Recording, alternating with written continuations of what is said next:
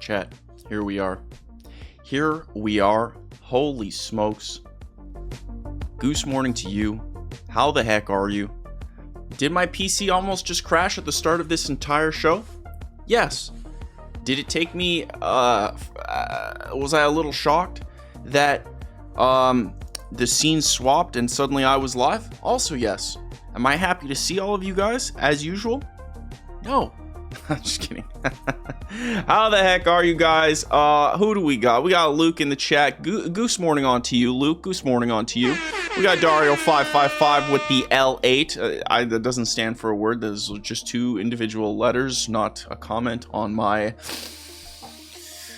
timing or anything of the matter. Dario wouldn't do that. He wouldn't do it. No, sir. Dario, Goose morning on to you.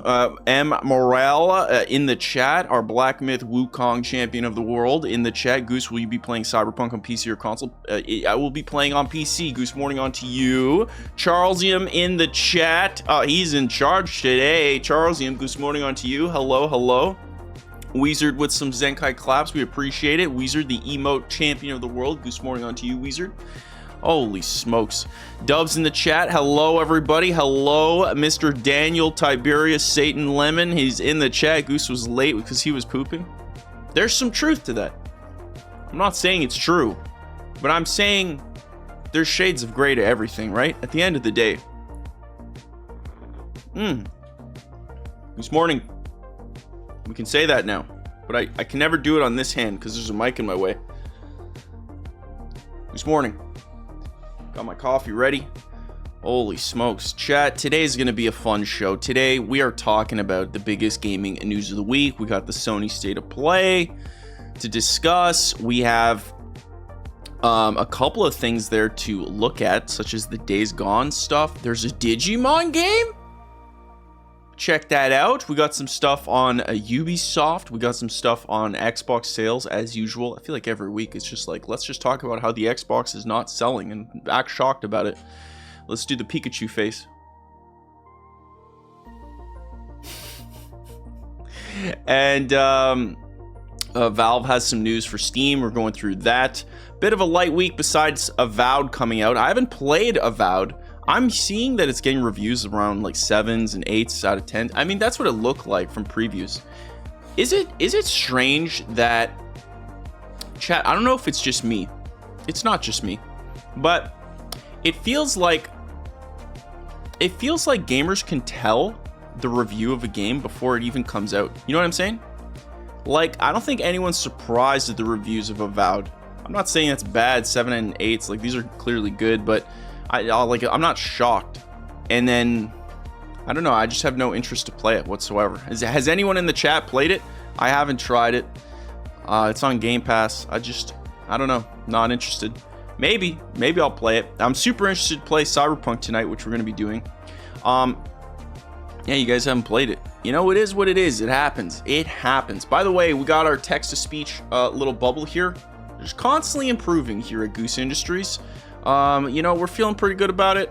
We're keeping it. It's gonna be a good time. Mr. Danny Lemon's gonna be playing Avowed. No, you're not. By the way, I emailed the Mouse PI team and I said, forbid Mr. Danny Lemon. He's gonna review bomb you.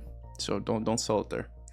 So that's in the works. Very, very happy about that. We're very thrilled on the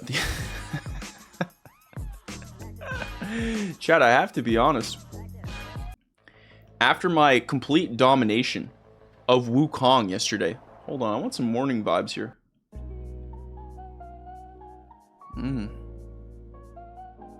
That is nice. What I'm going to try to do for Mouse PI, for those of you who don't know, there's this new game called Mouse PI that looks really sick. It looks like the old Steamboat Willie art style, but it's in a first-person shooter. It looks cool. I'm going to try to use like my my main account's like subscriber count to see if I can get some relations with some developers. I never want to do like an integrated ad into my videos because that just kind of loses a lot of the trust I think people would have in my videos if I did a dedicated video, and it never works well for gaming YouTubers. But I was like, man, if I could just like create a relationship to stream and get some keys to give away to people in the Discord, it would once again make the Discord even better place. So I'm going to try to see if I can make some contacts throughout this year. That's going to be my goal, see if I can talk to these devs, get some keys, and then just give it to you guys. I think that's really cool, and it's just another cool way of giving back. So we're going to try to do that. You know, we got our coffee. We are vibing. Chat, we're also going to be talking about just not gaming related, but right now the biggest thing that's happened this weekend is Captain America 4. And believe me, I saw it. Holy smokes, I saw it Friday night.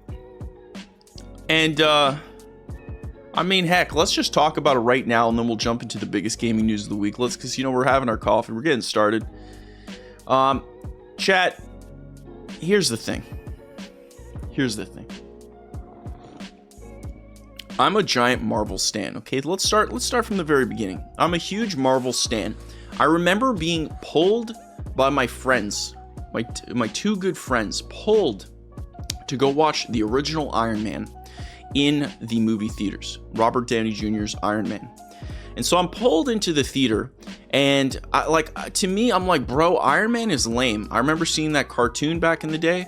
I don't know if you guys have saw it, where it's just like, he just looks lame. He looks lame, and there's nothing cool about Iron Man. I was like, I'm not interested. I like Spider-Man. I'm not interested in this Iron Man guy. And I think a month before that, they did the Incredible Hulk movie, right? And I was like, it's okay.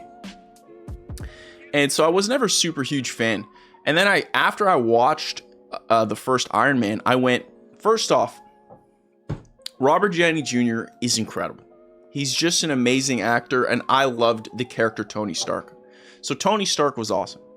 And then the suit was awesome, and it was practical, and it looked sick. So everything about that movie slapped, and that's what started the crave. And I think it started the crave for a lot of people, right? We all saw the original Iron Man. We kind of went, holy smokes, they got this stuff on lock. Dude, I just want morning vibes here. Well, why do we not have morning vibes? What is going on? Cameron, put on morning vibes. Yeah, just put it on the other one and just repeat it like 17 times. I hate you, Cameron. So yeah, after the original Iron Man, then obviously we got into it, and then Marvel's whole thing was like, okay, well, we're gonna build up to an Avengers movie. We all know the story. They build up to the Avengers movie, phase 1. They do it with phase 2. Phase 2's Avengers movie, right? Like Age of Ultron, kind of lame. They gave Ultron lips, looked kind of lame. Not a big fan. And then at the end of phase 3, I think we all were like, yo, this is one of the greatest cinematic moments of our lives. Is it not? Is Endgame and Infinity War not one of the greatest cinematic moments of our lives? I'm talking about a theater experience. You walk into the theater and you leave just like you couldn't have got that anywhere else, and it'll probably never happen again. Am I right? Also, Show Pony's in the chat, looking absolutely beautiful, Goose-tastic. Shout out Show Pony. We got Show Pony in the chat. That was the one. I'll never forget it. Holy smokes, so good. Dude, it was amazing. Ragnarok was awesome too. Like, look, there's some good movies. But then we get into phase 4, 5, and 6, and it's just been abysmal. Now, I'm gonna get to my thoughts on Captain America 4 really quick, but before I do that, let me just set the record straight.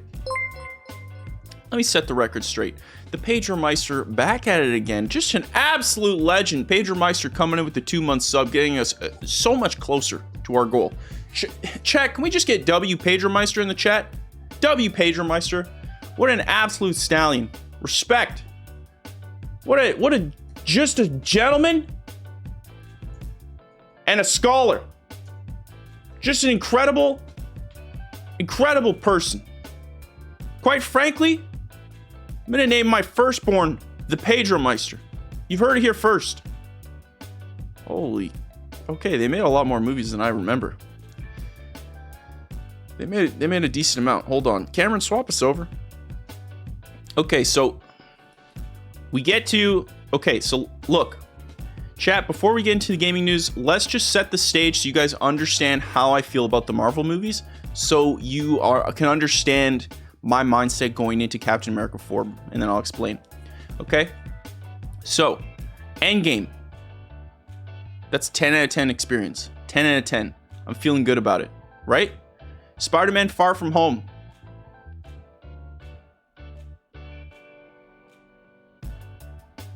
That's a 7. Maybe a 6 for me. That was lame. I didn't think this was a good movie at all. Boring. Incredibly boring. Also, look, I'm happy for Tom Holland and Zendaya. I could not care about that relationship whatsoever. I could not care, or so I thought. We'll get to that. Black Widow comes out, is poo-pooed on by everyone. Number 1, Black Widow should have been made in phase 2 or 3. Apparently there were reasons. The CEO of Marvel is apparently really against having a female lead. It's like, okay, I get it. I see what you're trying to say. I don't agree with it, but it's also Scarlett Johansson. So I think she's going to do A-okay. You know, like, you're CEO, you want to make money. So, okay, just, come on. Use your brain. Use your brain. Anyways, this movie, this is a 6, maybe a 7, right? It's a 6. It's a 6. These two are like the same. I'd rather watch Spider-Man, so this is 6.5, this is 6. Okay, 6 out of 10. Shang-Chi and The Legend of the Ten Rings. Let me straight up say one thing. By the way, M1 Davey in the chat, looking beautiful, Goose-tastic. Goose Morning on to you, M1 Davey. You're looking beautiful. Okay, that's just a fact. Okay, look in the mirror. Looking beautiful. Shang-Chi and The Legend of the Ten Rings. The first half, 9 out of 10. The first half, 9 out of 10. That's probably too high. 8.5. 8 to 8.5. The first half of Shang-Chi. The second half, 5. Too much CG, disgusting. And also, what they did with the rings, make them into like whips.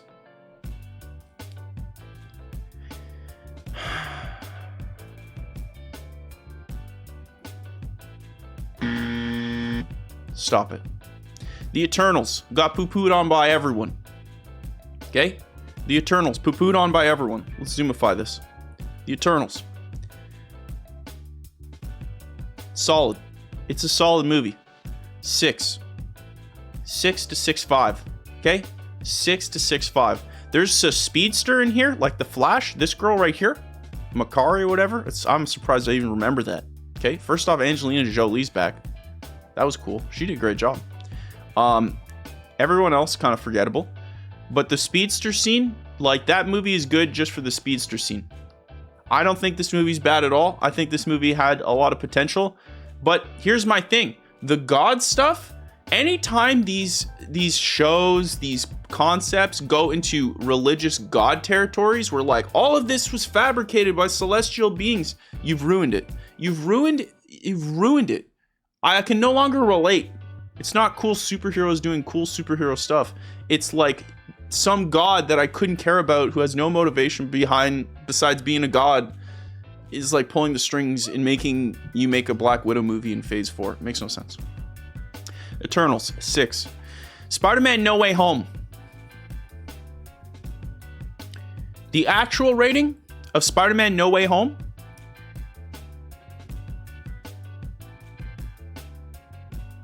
7 to 8, somewhere in that range. Because I'm a Tobey stan, it's a 10. That experience in the cinema was the closest to Endgame I ever got in my life. When everyone saw Andrew and Tobey appear on screen, I geed. I gave a couple ooh-woos, you know what I'm saying? That's how good that movie was.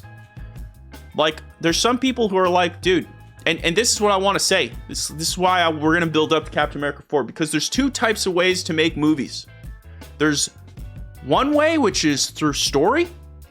This type of way is a long-term approach that will make your movie stand the test of time. If it's a good story, it will stand on its own 2 legs, and it's good.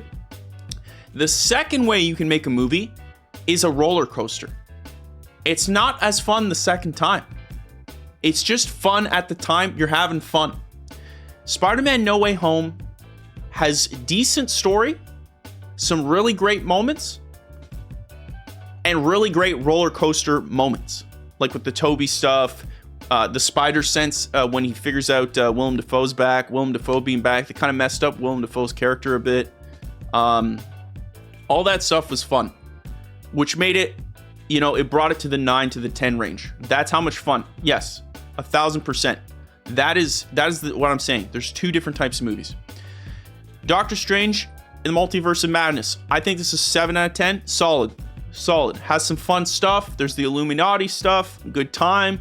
I like Doctor Strange. Benedict Cumberbatch does a great job. The making Scarlet Witch a horror-themed villain, fantastic. She came off scary.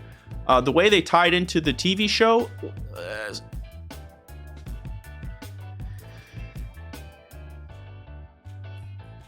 Thor: Love and Thunder. Chad, how do you guys feel about Thor: Love and Thunder? Let's talk about Thor: Love and Thunder. If there's enough interest, I'll make a tier list. You guys won't like it though, I'll tell you that right now. Show Pony, this is where we diverge, my friend. This is where we diverge. Third type of movie, it's so bad it's good. That's The Room. Yeah, I could see that, Slimy. That's true. There is a third type of movie that is like, yeah, it's just fun to laugh at. It's the they tried category. Get off my high horse. I'm on a high goose, dude. I'm on a high goose, all right? Look, I hated everything about Thor: Love and Thunder. The writing was atrocious. There was no moment I can even think of that was like a roller coaster moment. I hated it completely. It was the complete antithesis. It was like they took all the wrong lessons from Ragnarok and then multiplied them by 1,000. Thor: Love and Thunder was my butt. Okay? It's what it is. It's what it is. Oh yeah, they had naked Thor. That's true. That's true. That's true. I'm sorry? What were we talking about? Oh yes. Thor: Love and Thunder. It's not a good movie. It's not a good movie. Everything about it, the way it ends, they completely mess up Christian Bale. Like, they have Christian Bale and they just waste him. Wasted. Okay? Thor: Love and Thunder, for me, that's a 4 out of 10. 4 out of 10. Maybe a 3. Okay? That's what it is. But chat, again, when I give a 10, I'm telling you, you're going to like it. That's what I'm going to say. We've all established now 3 different type of movies. This movie did none of those 3. That's why I didn't like it. Black Panther: Wakanda Forever. Let's talk about it. Let's talk about it. Let's talk about it. It's time we talk about it. The movie, cinematically, fantastic job. Looks incredible. Like, the look. Cinematic. And this is, now we're starting to get into the problem with Marvel. Now we're starting to get into modern day Marvel problem. This is a superhero franchise. Okay? We're going to touch on Deadpool and Wolverine in just a second. But you see how cool Hugh Jackman looks? You know how, like, Deadpool underneath the mask looks like a goblin? So he puts on the mask and he looks cool. I mean, even with the mask off, it's Ryan Reynolds. So he looks cool. With all due respect, nothing about Shuri is cool. Nothing. Nothing. Nothing. Nothing. Nothing. Nothing. I feel like I could just sneeze in her direction and she'd fall over. You're telling me you want me to believe that she's going to be the next Black Panther? I don't. It's just such a disconnect.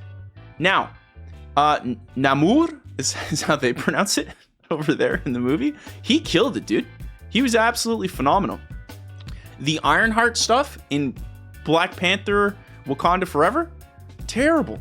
Absolutely terrible. This whole idea that there's some college kid who could just build up nanomachine bot just stop it.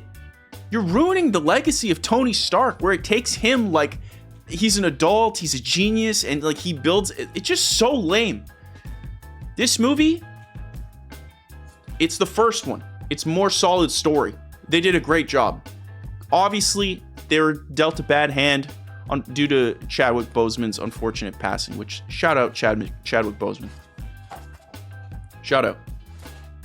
Okay? This movie to me is a 6 out of 10.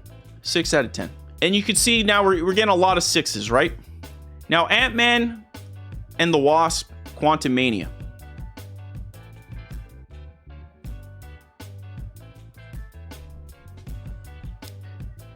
This is one of the worst movies I've ever seen in my life. It is basically completely CG. It's in its own little world. It disgusts me. I don't want it. I don't want to be involved with it. I hate that it exists. And it's starting the trend now. We're starting to see where these movies have been overall average in Phase 4 to now we're spending hundreds of millions of dollars on stuff that's just garbage with story threads we have no intention of touching on anymore. The only redeeming quality of Ant-Man and the Wasp Quantumania is Paul Rudd. That is it. There is nothing else. Jonathan Majors does a good job as Kang. He's a cool Kang. But he got slapped by Ant-Man. How you don't think the internet is going to run with that forever? Disgusting. The fact that it's entirely CG, disgusting, disgusting, disgusting, disgusting, disgusting, disgusting, disgusting. 0 out of 10, Paul Rudd brings it to a 1. 0 out of 10, Paul Rudd brings it to a 1. Guardians of the Galaxy Volume 3. It's fun. It's an 8 out of 10. I have nothing bad to say about it. Cosmo's cool. It was shot really well, like very well actually. Like a lot of really cool cinematic stuff. Strong story. A lot of threads closed. Didn't go the way you'd think it would, and then a really giant good use of animals. Okay, and yeah, that it played on the emotional heartstrings of us viewers, but let's be honest, so good. The Rocket storyline was fantastic. That was an 8. I really enjoyed this movie, but I found this movie not as memorable as like Guardians 1. You know what I mean? I don't know if that makes sense. Not as much roller coaster moments of part 2, right? Movie 1, story. Movie 2, roller coaster moments. And as Slimy said in the chat, movie 3, the Lamau movie. Okay? This was more number 1, like Black Panther, Wakanda Forever. Okay? The Marvels.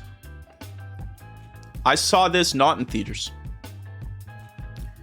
I saw this on a streaming service, which is my first Marvel movie. Oh, that's not true. I did that on Black Widow because movie theaters were closed. That's not true. So Black Widow I saw on a streaming service too. The Marvels. I watched it. 30 minutes. That's all I could do. 30 minutes. Quite frankly, I forgot it existed until someone reminded me. I guess it's a 0 out of 10. I didn't finish it. I couldn't finish it. I watch all these things. 0 out of 10. I did not like it whatsoever. Deadpool Wolverine. Now we're gonna get a little loosey goosey here, chat. Raise your glasses because it's about to get loosey goosey here. You know. Now, if you understand the way I'm rating these movies, then you can understand how I'm going to feel about Deadpool and Wolverine. Is Deadpool and Wolverine fit into category 1? A full story that will last the test of time. It will stand on its own. Definitely not. There is no plot in Deadpool and Wolverine. There is none. The plot makes no sense. The plot is borderline brain dead. It is just a vehicle meant to make Deadpool and Wolverine fight things. And that's okay if we acknowledge that's what it is. As an entertainment product in category 2, it is phenomenal for that. Plenty of cameos, plenty of fun fight scenes, plenty of fun music. I mean, right, what was the song that went super popular? I can't play because I'm gonna get copyrighted, but what was the song? Was it a Madonna song? Yeah, Like a Prayer. Yeah. And then Bye Bye Bye. Yes, 1000%. They all did that. Now, I won't lie. The second I saw them do the Bye Bye Bye in the start of the movie, I see what type of movie this is. It's gonna be dog, but it's gonna be a fun dog ride. And you can tell what type of movie these will be through the very start of the experience. And when I saw Bye Bye Bye, I said, look, I know what this is. And I was hoping it would be more of a mix between 1 and 2, but it's just 2. And that's what that is. Because here's the thing, Deadpool 1 is 1 and 2. That's why Deadpool 1 is the best Deadpool movie. It has a strong story. It has fun, innovative comedy. It's fantastic. The first Deadpool is actually fantastic. It's a great story. It's like a simple story, but it's like it hits all the beats. It closes all the arcs. It's fantastic. And of course, it's the way it was created through Ryan Reynolds allegedly leaking the test footage with the director. It's fantastic. Deadpool and Wolverine. It's a bad movie that's fun. It's fun. But I'll never see it again. Ever. Never. Never, ever. The thing they did with the cameos of the Fox characters, fantastic. Blade was incredible. Spoilers. Blade was incredible. I'll bring Blade back. What are we doing? What are we doing? Even one of his lines, what did he say? He was like, and there'll only ever be one Blade. I was like, you little rascal. What are you doing over there? Be that meta commentary, you little rascal. Deadpool Wolverine, fantastic theater moment. I loved the theater moment. But yeah, it's just there's no story, and I think that's a shame because the first Deadpool had story. And so this is what you need to understand. When you have movie 1, movie 2, right? We'll focus on those two categories. If the movies have focused on one style and then shift to another style only, you've broken the brand. The expectations of what the viewer is going to go into have been broken. Regardless of if you pulled it off. And you really need to pull it off strong if you're going to transfer that brand over. I think Deadpool and Wolverine did it well. They're like, look, if we're not going to have a strong story, we're at least going to be the most fun thing ever to watch. So they did that, clearly. People saw it and people loved it. It's fantastic. This movie.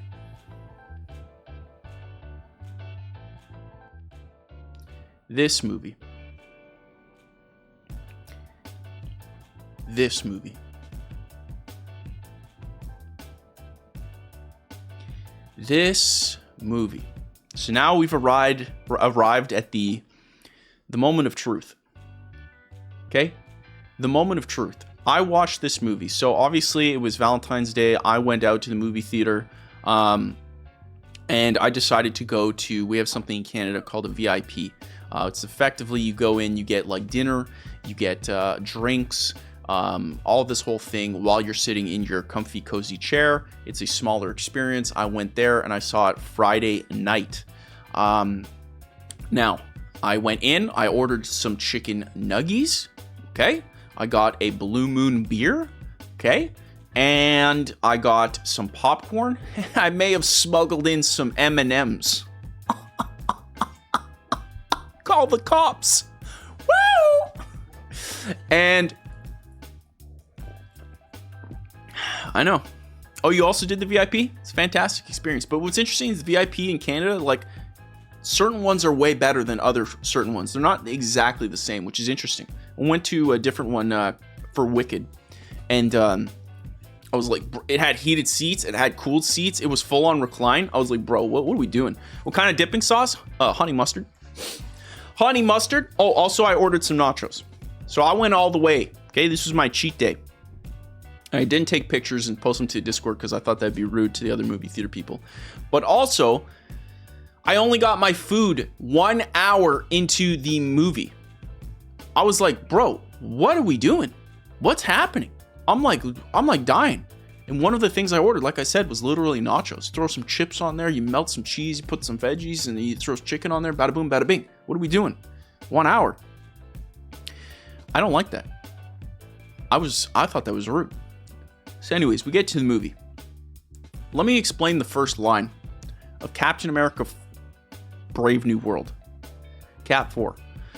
This is the first time Anthony Mackie is holding the shield in his own dedicated movie as Captain America after getting a transfer of power from the original Cap in Endgame. The first line is Harrison Ford, General Ross, talking to his assistant after he won the presidency. And he says, have you seen Betty, comma, my daughter?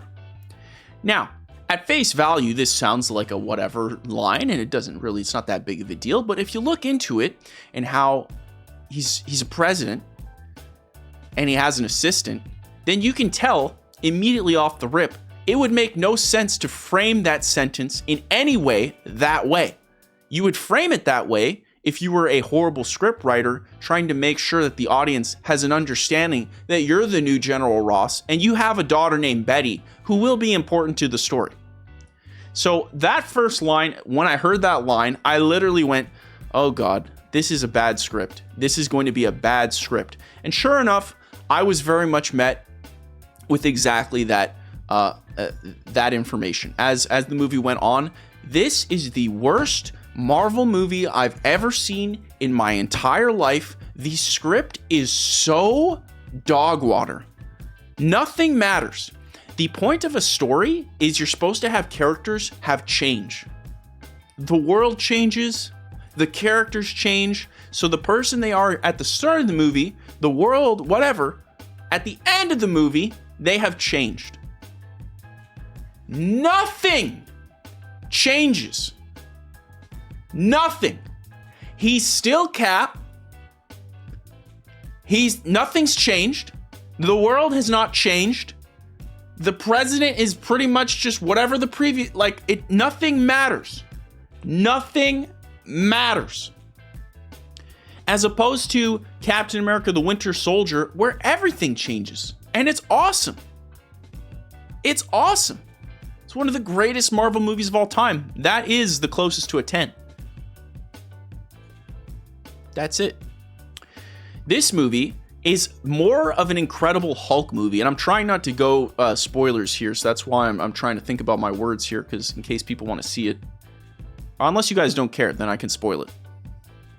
But it's more of an Incredible Hulk movie. That's what it is.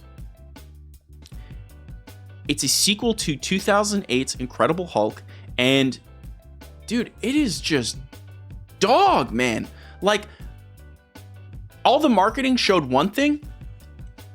5 minutes tops. 5 minutes tops. No, it's okay. We won't go into spoilers. It's not necessary.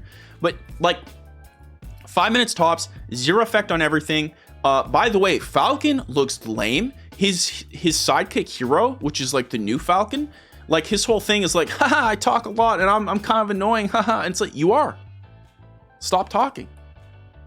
And there was one scene in the movie where it's foreshadowed forever that he's going to hurt himself because he keeps pushing. And sure enough, he does that.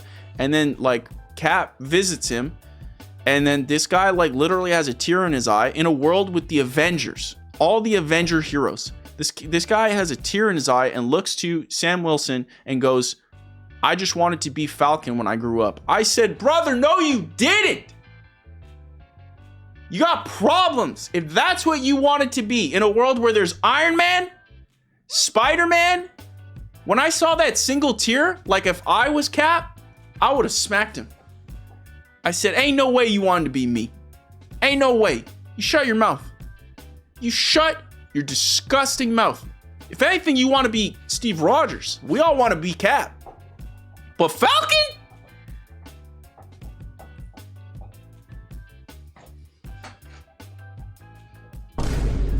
Ain't no one want to be Falcon. Falcon looks lame. Everything about Falcon looks lame. And that's the other thing. And this is what I was saying with the Wakanda Forever. Your hero needs to look cool. Anthony Mackie, bless his heart, he seems like an amazing person. But Anthony Mackie, in and out of the suit, looks like a goofball. He looks like a goofball.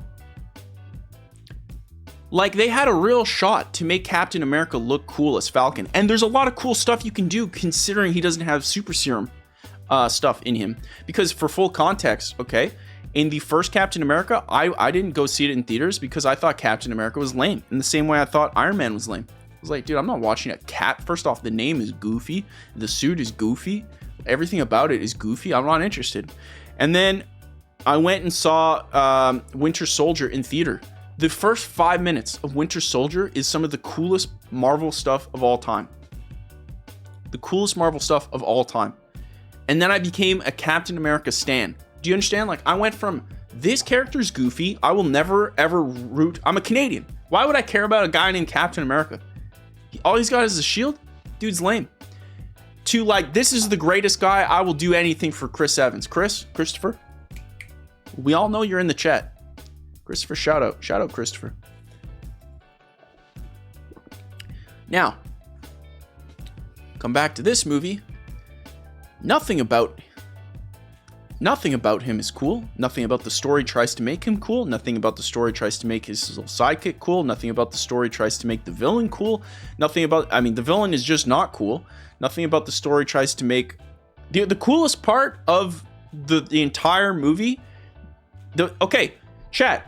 The best part of the entire movie is what they spoiled in the trailers. And if you watch the Falcon and the Winter Soldier TV show, there's a character called Isaiah Bradley. That character is the best part of the movie. The actor just trounces over all of them. He's the most interesting. And they squander him too. He's the best part of the entire movie. There was like no hope for this movie. The script is that bad, and the editing is horrible. This coming from a YouTuber. The editing is so bad. The decisions they made on the edit, as far as like where they placed music, where they made cuts, the jokes they emphasized. Bro, I was just shook to my core. Chat, if you'd like to tell me how you felt about Captain America and the Winter Soldier, please send a text-to-speech through Channel Redemptions and we'll go through them. It had so many reshoots. Apparently those were rumors and they didn't. I don't know. Whatever the case, the problem is not the reshoots.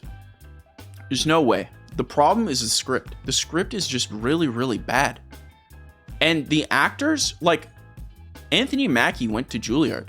He's, by all accounts, a great actor. Harrison Ford, great actor. The lines they had to say were so goofy. In Marvel movies, chat, if you've ever been to a Marvel movie in the theater, you always know there's plenty of laughs in the crowd. I think I heard one laugh, and it was when the only relatable thing this Captain America said is when he's going against the big bad, he goes, I should have taken the super serum thing, blah, blah, blah. There's a reference to that. People laughed on that. And then the way he beats the villain is by basically trying one thing, which is the most basic response you would write to solve this. It doesn't work. And then he does it again. And then it works. They did rewrites since it did not do well with test audiences. The rewrites were bad. They were all bad. Look, at this point, just use AI. Or come out the woodwork and tell me this was AI. I would believe that. I came away from that going like that was AI. I don't know.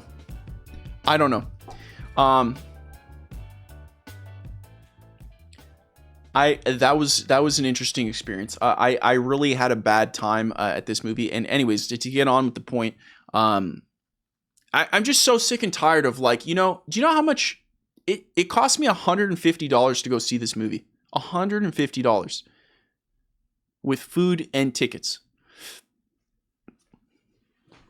$150. I don't have kids. I don't have to get a babysitter.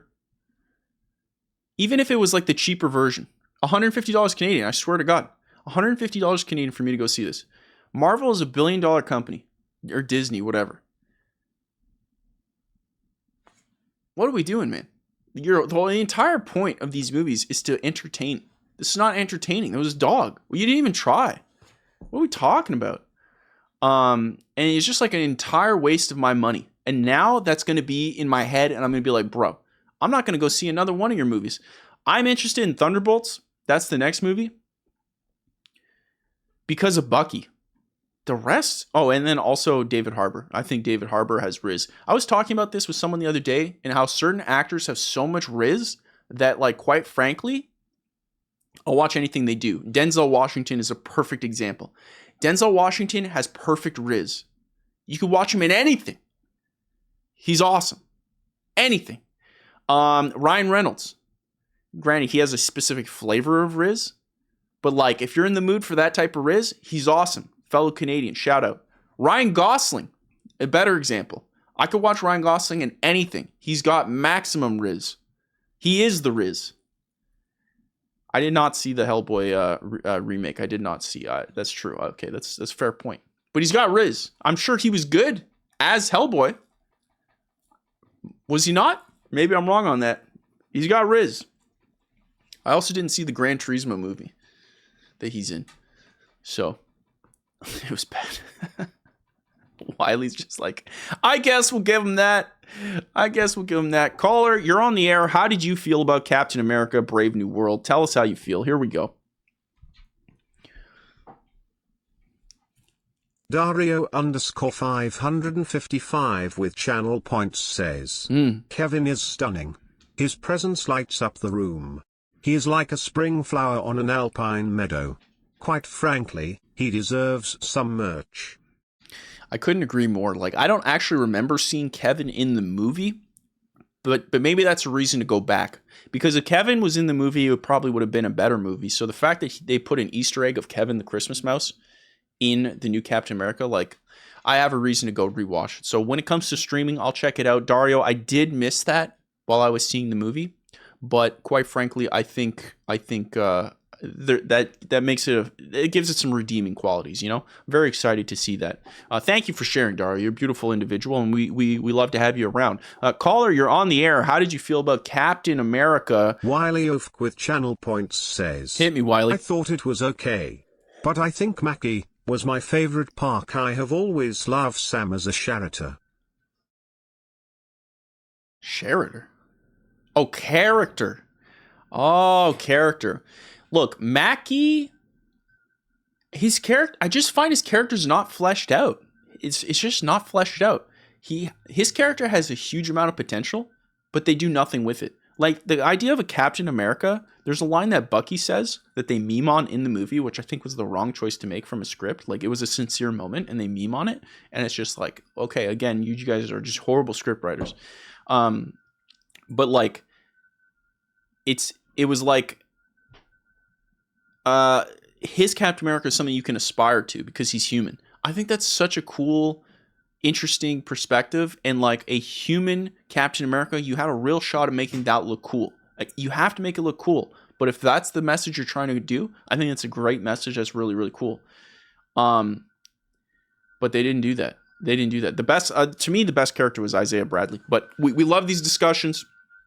I appreciate it, Wiley. Thank you so much for sharing. He's got a fancy accent, Charter. Dude, I'm the greatest Charter I've ever seen. Am I right? Caller on the air. How do you feel about Captain America, Stink New World? Wiley Oaf with channel points says, see, I think that Marvel's Quantumania and Thor Love and Thunder were worse than Brave New World. I didn't finish the Marvels. I forgot it existed, so you might be right on the Marvels. Quantumania is just as bad as Captain America Brave New World. It's just as bad, but Paul Rudd has infinite more Riz than Mackie, for me. So that's the only reason it wins. That's the only reason. But I completely sympathize with what you're saying, 1,000%. Caller, you're on the air. What do you feel about Captain America Brave New Stink? Weezard with channel points says, hit me, they could have just used Bucky as Captain America. Oh, boy. Don't get me started, dude. It should have been Bucky.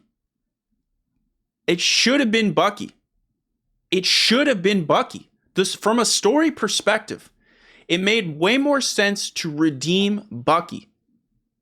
It made so much more sense. And now, look, Bucky has nothing to do. He just exists. His involvement in the Thunderbolts literally makes no thematical sense based off his character arc. It makes no sense. So it just reeks of Disney being like, rather than making good stories, let's just go with an ideological, like, let's do that. We don't care about story here. And I think phase 4, 5, and 6, it's like, it's pretty much been the situation. Okay, chat. That is Captain America: Brave New World. If you go see it, God bless you. You're a masochist. I unrecommend it. Don't do it. It was a horrible experience. I'm fed up with billion-dollar companies unable to write a simple script. It's like the script is your foundation in the same way a YouTube video is. The script is my foundation. If this is bad, there's only so much you can do. You can't fix it with the edit. You can get close and trim around it, but you basically have to remake a script through the edit, which is almost impossible, at least with that type of movie. Disney, come on, man. Hire some script writers. You got the money. Okay. Let's go into the state of play stuff. This is going to be a fun thing. I didn't see any of the trailers, so I'll watch it with you guys. Real quick announcements here. Let's do some quick announcements and quick how do you do's.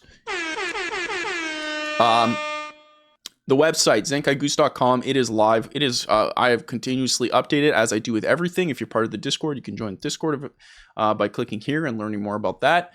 The Zenkai Goose website is live. If you'd like to go to it, it's available there. I'll be, promoting it now more on the channel, like discreetly like this, not in your face. But anyways, it's available here. So every single link, Goose Morning Live, Zenkai Goose TV, obviously the main channel, all my socials, they're all here. So if you ever need to hey, where's he at? Blah, blah, blah, blah, blah. This is your one-stop shop.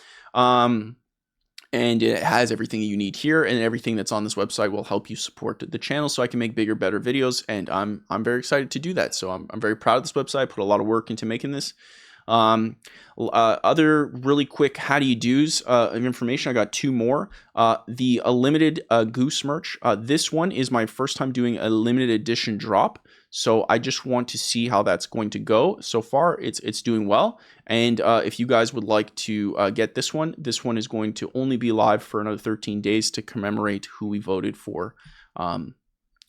Best community member, Mr. Daniel Tiberius Lemon. This is the official Goose Morning Live Lemon edition. I ordered mine. I'm excited to get it in and show it off in one of our Goose Morning Lives. I love the design. I can't wait to iterate on this design. But this is going to be 13 days. It's going to be done at the end of March, end of February. It is going to be done, and it's going to be gone forever into the Disney vault. It is made by Kevin. He put in a lot of work. So I'm very, very proud of this shirt, and it's the only Goose Morning Live piece of merch besides the mug, which is really cool. So that's available there. Oh, you can gift to Twitch chat. What? Zenkai Goose is currently live on Twitch. You can gift this product to lucky viewers. What the heck? I didn't know you could do that. Okay. That's kind of cool. What the heck? Hey, literally says I'm live right here. I didn't even know that was a thing. What the heck? Yo, my website's way cooler than I even thought. Also on the main website, you can get just about me here. I gave a full breakdown, blah, blah, blah. So if you know anyone who's interested in Goose stuff, you want to share my stuff, just share the website, and then that gives all the information they need. And of course, if they'd like to join the Discord, everything there works. Where's my emote? There it is. Shout out Wizard. I put a nice little shout out for Wizard. Shout out Wizard, dude. W Wizard.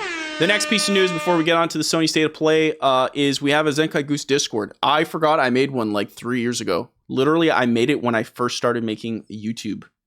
January 10th, 2021, I guess. I literally parked it right away. And it was made private, so it's available there. If you like to make stuff on the Discord, you can. The subreddit, you can. It's available there. I just changed the banner so it's more accurate to what it was rather than Dragon Ball stuff. You can make content if you want. Honestly, if people want to be mods or take control of that, you can. I don't like to use Reddit that much, so. But maybe I will. I don't know. So I put it up in the air. It's available there. And yeah, you guys can do whatever you want with it, assuming it's legal. So that's fantastic. All right, chat. It is time. We've waited long enough. Let's go. Show Pony with the resub at 6 months. Show Pony, an absolute legend, a stallion, quite frankly, the greatest individual to ever exist. Show Pony, aka Young Pickerel. Holy smokes! Shout out Show Pony, dude. Thank you so much. W Show Pony in the chat. Let's go, dude. Pray emoji. That's just gonna be a thing. Chat. I need to make an emote now that's just like Zenkai Pray. That's what I need to do. I got to get that reflection out. So yeah, there's a subreddit here. I guess I should also, like, I gotta be better about pinning my own stuff.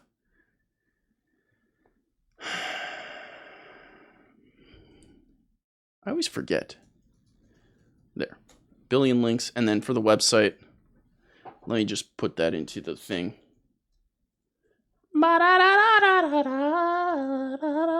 Also, everyone who followed on the VOD channel, Goose Morning Live, I'm like not putting any promotion on it. I'm just trying to let it organically grow. Shout out to you guys. Just keep gaining subs every single day. I'm very proud of it. Very, very proud of it. How do I pin? Why does it always make it so disgustingly difficult for me? Why?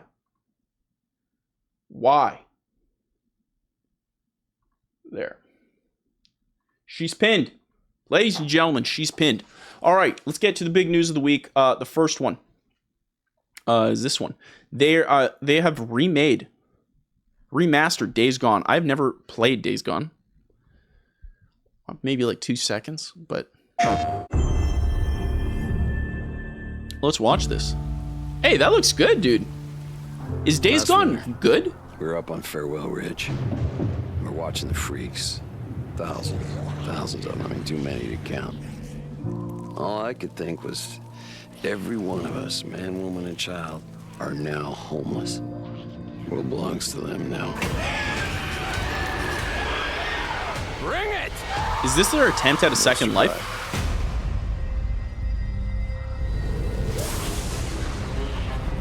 After I put Sarah on a chopper, I felt relieved. How fucked up is that? Language. You could take it all back. How would if you could fix it? Whoa! You really think she's still alive? Billions of people are dead, but somehow she made it. We don't have hope for a better life or for a future that matters. What the hell are we fighting for? Includes new content. Oh, wow. Oh, wow, Chad, we could do a permadeath mode. I actually do want to play this. Speedrun mode? Horde Assault. Holy smokes, dude.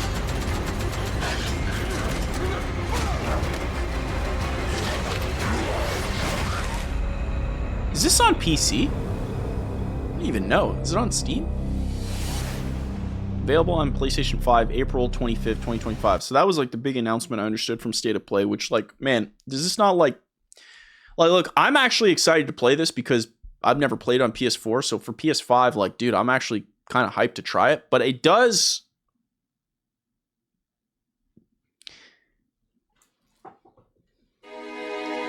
kind of seem like PlayStation 5 is just making a lot of PlayStation 4 games, you know? Does kind of seem a little saucy baka. You know what I'm saying? The Turtle Hermit in the chat looking beautiful, Goose-tastic. Also, the Italian Stallion in the chat and mine. Goose Morning on to both of you. Hope you're all doing fantastic. So this is the biggest announcement to my knowledge. This is not the one I'm most excited about. We're going to get to that in 2.38 goose seconds. I'm hyped for this. Again, like I said, I haven't played on PS4, and like with the more tech that they're offering here, like I'm willing to give it a shot. And I feel like back then the zombie thing was like a little over, like it was done a lot. I think Last of Us just came out, Last of Us 2, when near this one. So it's like I wasn't really in the mood to do more zombie stuff. And I'll be real, the biker aesthetic is not very interesting to me. So that kind of like doesn't interest me either. However, I'm willing to I'm like in a better vibe to play this right now, but I totally sympathize with people being like, yo, you sure are making a lot of PS4 games again. That's kind of whack. Why aren't you making new games like PS5 games? I get that. However, Sony's State of Play may have knocked it out the park. I haven't seen the video. We're going to watch it right now. This might be the biggest game of 2025. Hear me out. Digimon Story Time Stranger. If you don't know, this is one of my favorite games of all time, okay? It's that good. I won't lie. It doesn't make sense. You know it was one of my favorite games given how fast I just pulled this out. That's how you know. It's that good. Play it. It's got to be like $20. Please, just play it. Stop yelling at me, dude. It's a great game. It's fantastic. I really cannot emphasize how much that game is literally what Pokemon... It took all the best concepts of Pokemon and just like made better versions. It's great. There's some like, you know, some jank because it's not like a AAA game, but you can see the potential. So this is their newest one. Digimon Story Time Stranger. Please be good. Please be good. Please be good. Please be good. Here we go. Here we go from the Sony State of Play.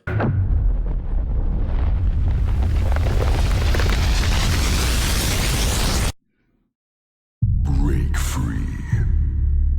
Become unbound from the laws that govern reality. To turn the gears of time once again. An apocalypse looms over parallel worlds as their fates begin to intertwine. The battle to all. The first 40 seconds of this, I'd rather watch this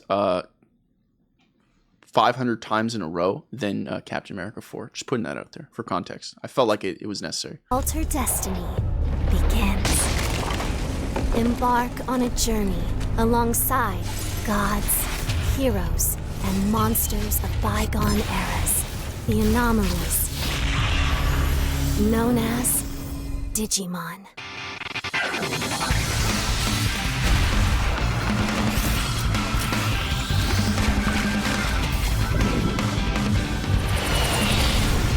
Okay. Turn base. Seize the future. Let's go. War Greymon. Together. Omnimon. The story of a bond that transcends time. Okay, so real quick, right off the rip, just gonna throw out my 2 cents here on this trailer.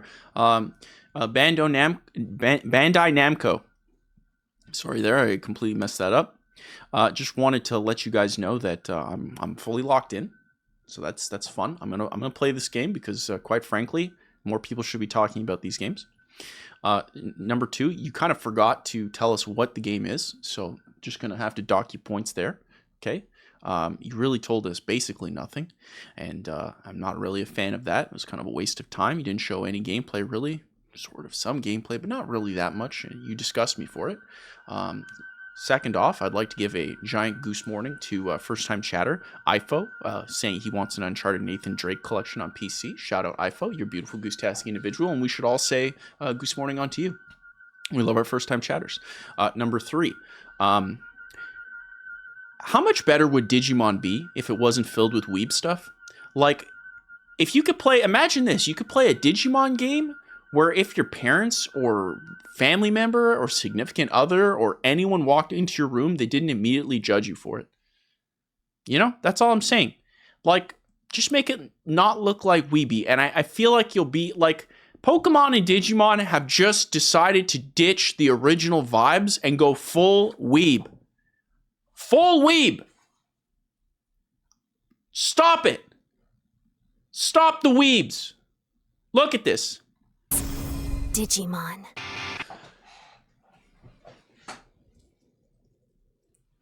Stop it. Stop it. No more. No more. If I put my hair like this, okay? If I go full weeb, if we go Zenkai weeb,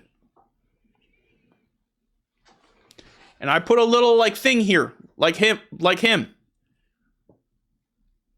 no one's watching. No one's watching. Okay? No one's watching me play Digimon like this.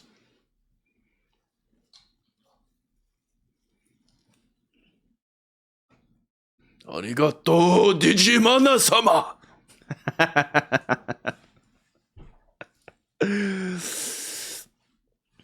Stop. Mr. Digiman? John Digiman? Don Digiman? Stop it.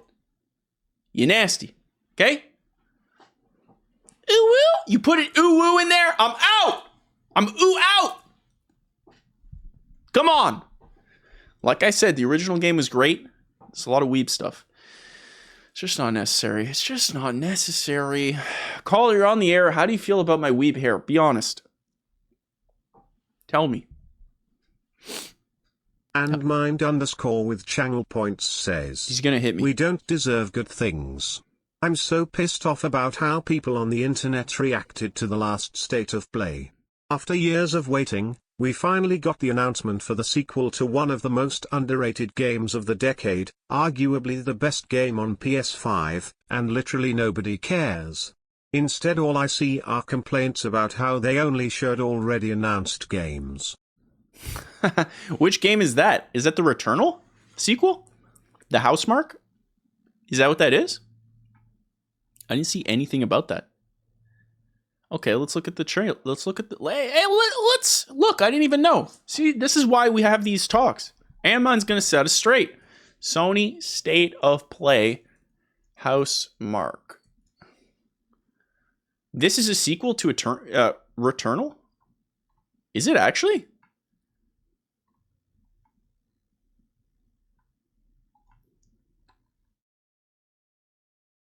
Is it actually a sequel, though?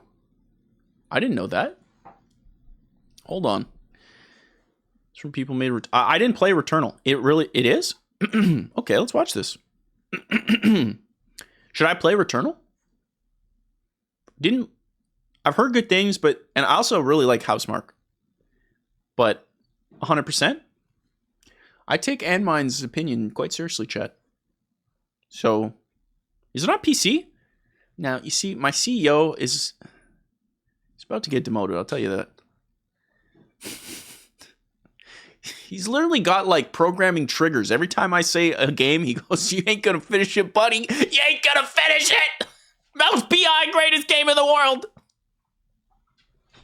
Let's check this out. This is, Saros.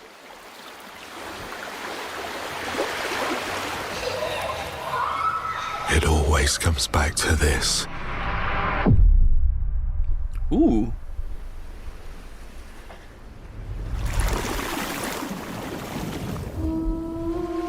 Oh, this is in engine?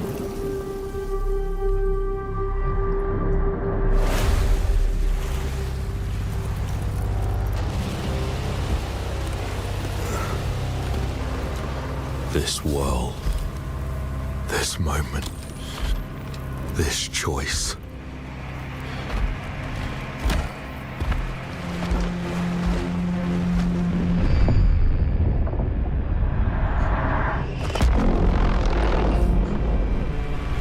Every time the sun dies, madness reigns. What? Then everything begins again. It's a roguelike? But after every death, I always come back stronger.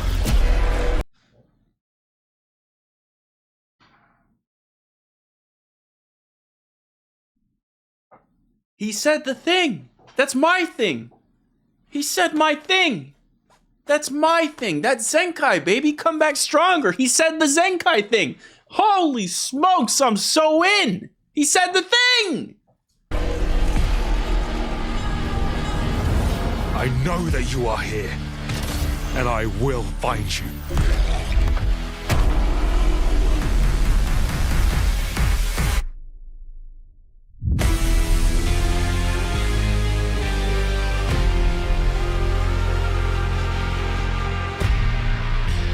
Shout out for saying the thing.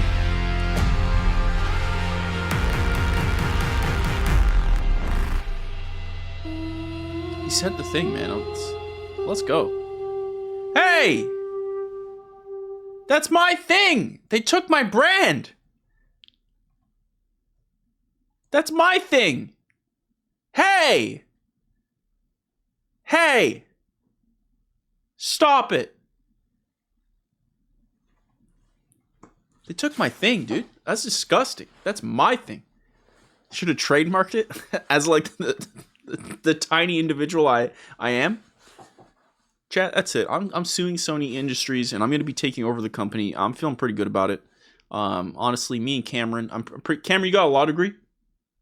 He does not. Cameron does not have a law degree, but he does have a dunce hat, and I think that'll help us a lot by gaining sympathy from the jury, who I think will allow us to win. So we're going to be doing that. We're going to be taking down Sony. Quite frankly, I'm going to revive Ape Escape while I'm there, head of Sony Industries. I'm going to be reviving Ape Escape. I'm going to be making Digimon Story, not Weeby. These are the things I run on. And as CEO, I will be making a Mouse PI exclusive to non-Lemon people. Very excited about that. I think it's going to be huge for the industry. That's fantastic. I'm also going to be warming up Alberta. Alberta is a frozen wasteland. There's no vegetation. Quite frankly, it's not a place you should be living. So we're going to go outside of the game industry to to really help our neighboring provinces, you know?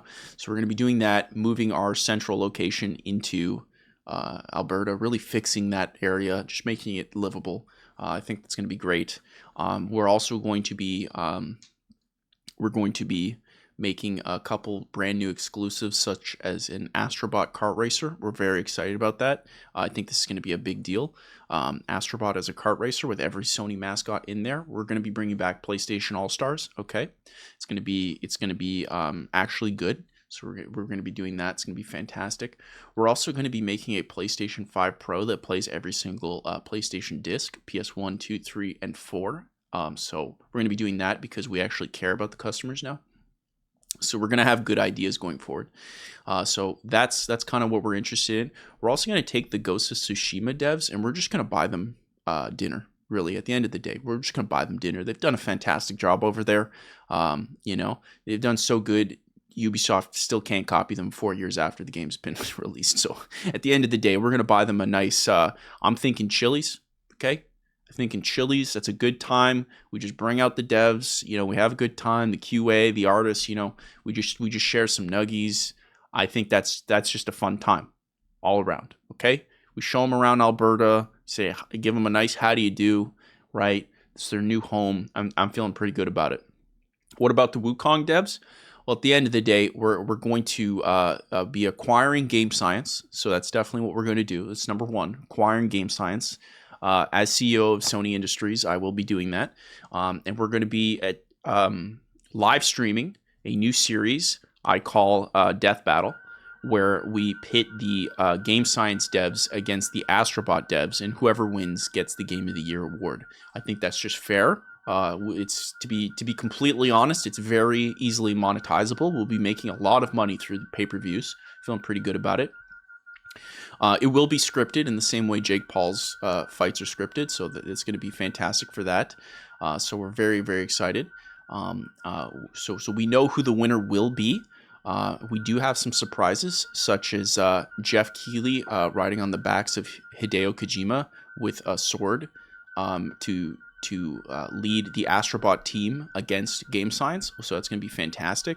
The Game Science team, we're going to give them basically nothing to try to win. Again, this is scripted, so we know who will win, but it will be a fun televised thing that will be live on Twitch TV/Zenkai Goose, which from a branding perspective doesn't make sense. Because we're Sony Industries. Why are we doing it on Zenkai Goose? But Daddy's got to get paid. Okay, Daddy's got to get paid. ZenkaiGoose.com. Okay, support Daddy.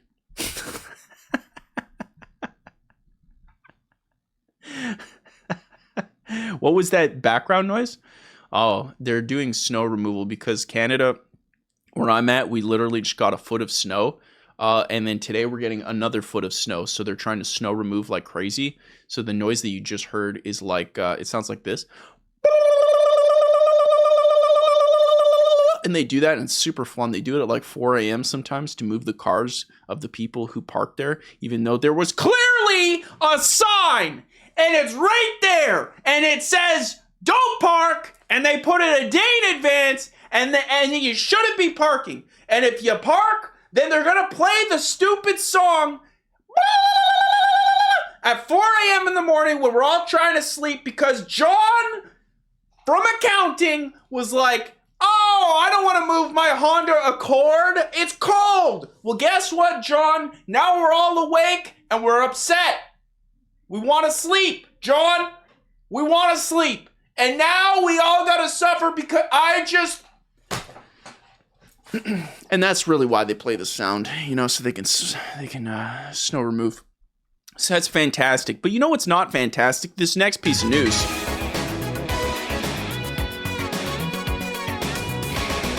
Ubisoft revenues have declined 31.4% to 990 million. That's not how you say it. Firm also experienced a 51.8% drop in net bookings during its third quarter. Hey, Ubisoft, I may have a video coming up to help you, buddy. I'd watch it. Video on the way. Can I check suggestions and talk about it later? Yes, of course. Yeah, we'll check out the Discord in two seconds. 2.38 Goose seconds. Let's go through this article by Sophie McAvoy, staff writer for GameIndustry.biz. Ubisoft's not doing too well. Ooh, Ubisoft has released its financial results for 9 months ending December 31st, 2024, reporting significant declines in revenues and net bookings. I wonder why. Is it because of the quadruple A game that was sold at ridiculous prices and died immediately? Or was it because the Call of Duty competitor that you put out that with hero shooter mechanics that died immediately? Or was it the fact that you made a Star Wars game during a time when no one cares about Star Wars except for The Mandalorian that didn't star The Mandalorian? Or was it the time that you put out a Prince of Persia game without the Prince of Persia and it made it exclusive behind the Epic Game Store at the top price that you could sell it for and then eventually brought it to Steam? Was that or was it when you did all of that in the same year? You nasty. The firm remains optimistic, however, with the upcoming release of Assassin's Creed Shadows. I don't think so. Pre-sales of the title are reported to be tracking solidly on par with the franchise's second highest earner, Odyssey. Real quick, look, Odyssey sucks. Moving on. Here's what you need to know. The numbers. For the 9 months ending December 31st, 2024. Blah, blah, blah, blue, blue, blue, shoobity, bobbity, boo. The highlights. Despite a significant 51... Hey, what am I, a math major? Give me the information. Quote, early previews have been positive, praising its narrative and immersive experience, with both characters playing critical roles in the game's storyline, as well as the quality and complementary of gameplay provided by the dual protagonist approach, says Ubisoft co-founder Yves Guillemot. Okay, and I know all you Anglos out there are going to be saying this as Guillemot. Okay, you nasty. Read a book, Guillemot. Okay, it's not Poutine, it's Poutine. You nasty. Okay, quote. I want to commend the incredible talent and dedication of the entire Assassin's Creed team who's working tirelessly to ensure Shadows delivers on the promise of what is the franchise's most ambitious entry yet. Here's the thing, Ubisoft. Okay, you can say this all you want. What you're producing doesn't look like it even compares remotely similar to Ghost of Tsushima, which came out 4 years earlier. That's the problem. We love that you're making a Shadows game. The decisions you've made have caused some controversy online, but whatever. Those people are annoying and no one wants to talk to those people anyways. They're the people who never get invited to parties. We don't care about them. The point is, you made a game that's objectively worse than a game that was released on PS4. And look, we don't have reviews to actually say objectively, so technically I'm wrong on that. But technically, I believe I'm right on that. Like, that's the thing. Ghost of Tsushima just looks 1,000 times better. That's the thing. Like, everyone loves the direction. Ghost of Yote has way more hype. And again, those people online have complaints about Ghost of Yote, but again, those people are going to die alone and no one cares about them. So we're going to move on. That's so harsh. I apologize.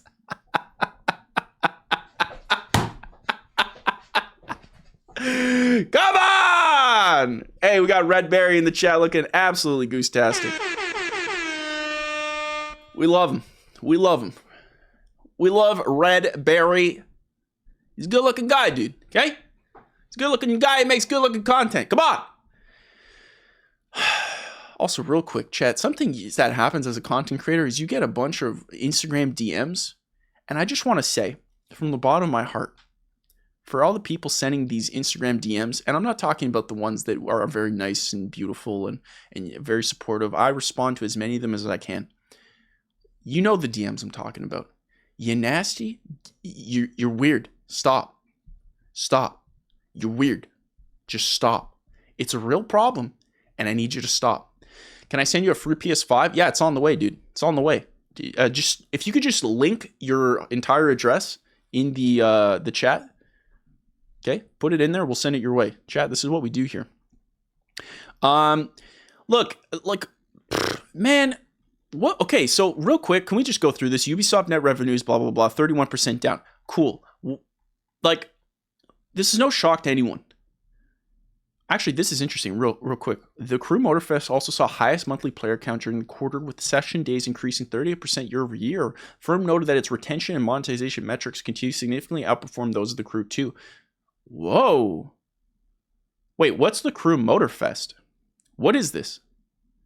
They made another one? To the Crew?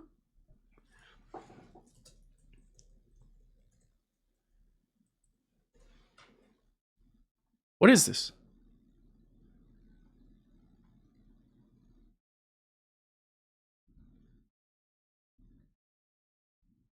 What is this?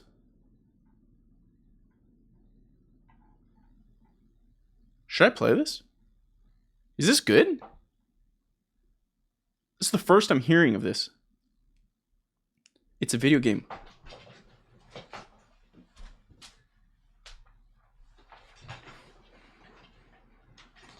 Where would I be without my CEO? Where?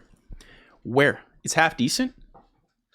Man, playing through all the Need for Speeds, which, by the way, we're going to be continuing and finishing that stream of all those games later this week. Sorry, goose brain fart. Playing all the Need for Speeds makes me just see everything wrong with these newer games. Soulless, absolutely soulless. But who knows? Maybe this one's different.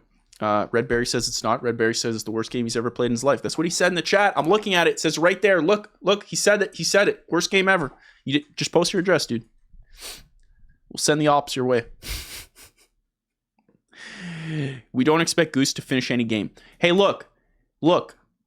Okay? Look. This is how... Hold on. Look. I posted this.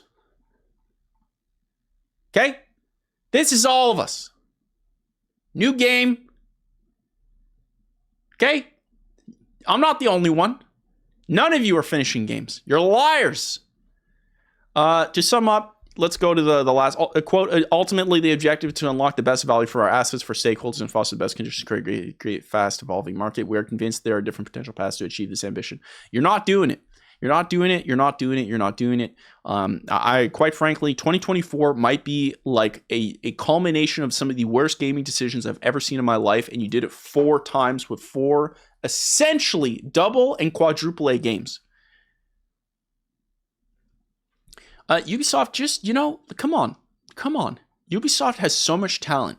And this is where I go against the grain. I don't want Ubisoft to fail. Ubisoft is video game history. Ubisoft has pushed the industry forward. They've earned a spot at that table. And I want them to make the properties that they were known to make. I just make more of them. Like, I want to see your style. They have such an interesting different way of making games. I want to see more. I want to see Division 3. I want to see a new Splinter Cell. I want to see a traditional Rainbow Six, like make a Siege 2. I think a Siege 2 could be huge. I want to see that. They got lots of cool stuff. Beyond Good and Evil 2, stop making it. No one wants to play that. No one wants to play it. You're wasting your money. Ubisoft's problem is they're listening to the weebs who are making Digimon games. Okay? They're listening to the wrong people. Don't do it. Not worth. Assassin's Creed, make it like Assassin's Creed 2, man. What are we doing?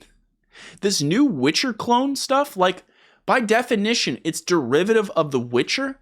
It will never be better than The Witcher because you've copied The Witcher. By definition, you will never supersede it. Come on. Will I react to a Siege 2 reveal today? If you're telling me they just announced a Siege 2, did they just announce this?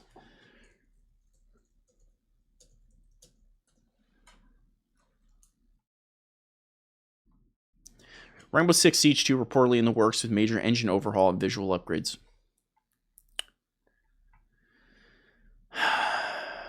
An ex-Twitter user by the name of Frax is winning has claimed that Ubisoft is planning to reveal Rainbow Six Siege 2, reportedly call it Siege X. Horrible name. Siege 2 is fine. Scheduled this week? What? The leaker claims is likely release window for this year 10 Season 2, which lands mid-2025. Siege 2 is a great idea. But put a campaign. If this is true, it's rumored to be shown the Boston Invitational in 2 hours. Really? Dang, that's a coincidence. You're saying I am the keeper of all leaking information. I know everything. That's what I'm saying. I'm always right. I'm always right here. I know everything. And look, here's another big drop, okay? There's going to be a Switch 2 this year as well. Siege 2, Switch 2. I'll leak it all. I know everything that's going to happen this year. This year, 2025. Switch 2, dude. It's going to be coming out. It is what it is. Okay? Keep pressing me. See what happens. Keep pressing me. Hollow Knight 2 is not a real game. Okay? It never has been. It's a psyop. Look it up. It's a psyop. Hollow Knight 2 doesn't exist. It's literally a psyop. If you go to the website hollowknight2.com, you're going to lose a day of your life because you've just been psyoped. It's going to be like a giant spiral, and you're going to be like, and then you're probably going to say something like, what's that game? What's that game? The game that's like, what's it called? Undertale. You're going to be like, Undertale's the greatest game in the world. That's what happens when you go on that website. That's what you're going to say. Silk Song is real, 2029. Silk Song, it's a psyop, dude. Look it up. Look it up. PSYOP.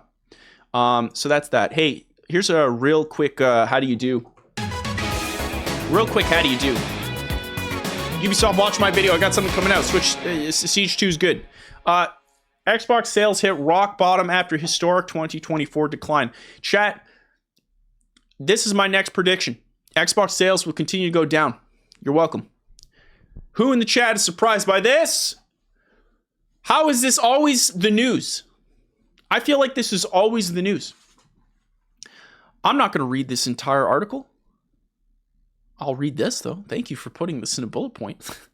Xbox recorded its lowest ever U.S. console sales in 2024. Holy, whoa. 2.7 million?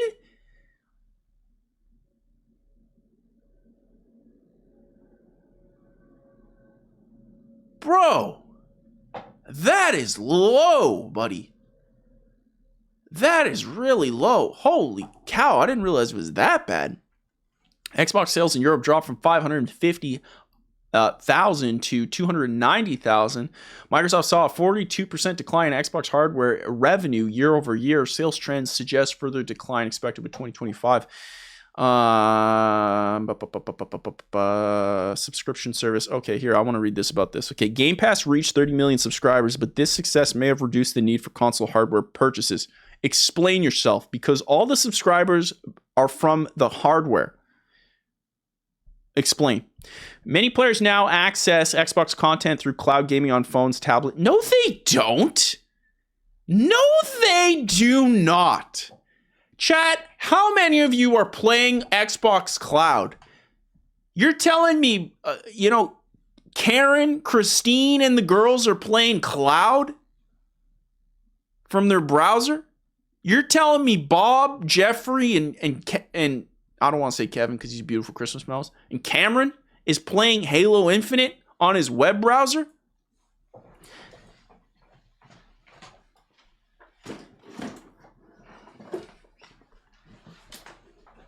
You're telling me they're playing...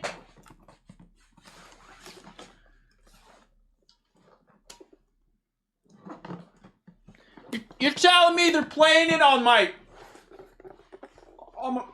They're playing their X... There's nothing in here.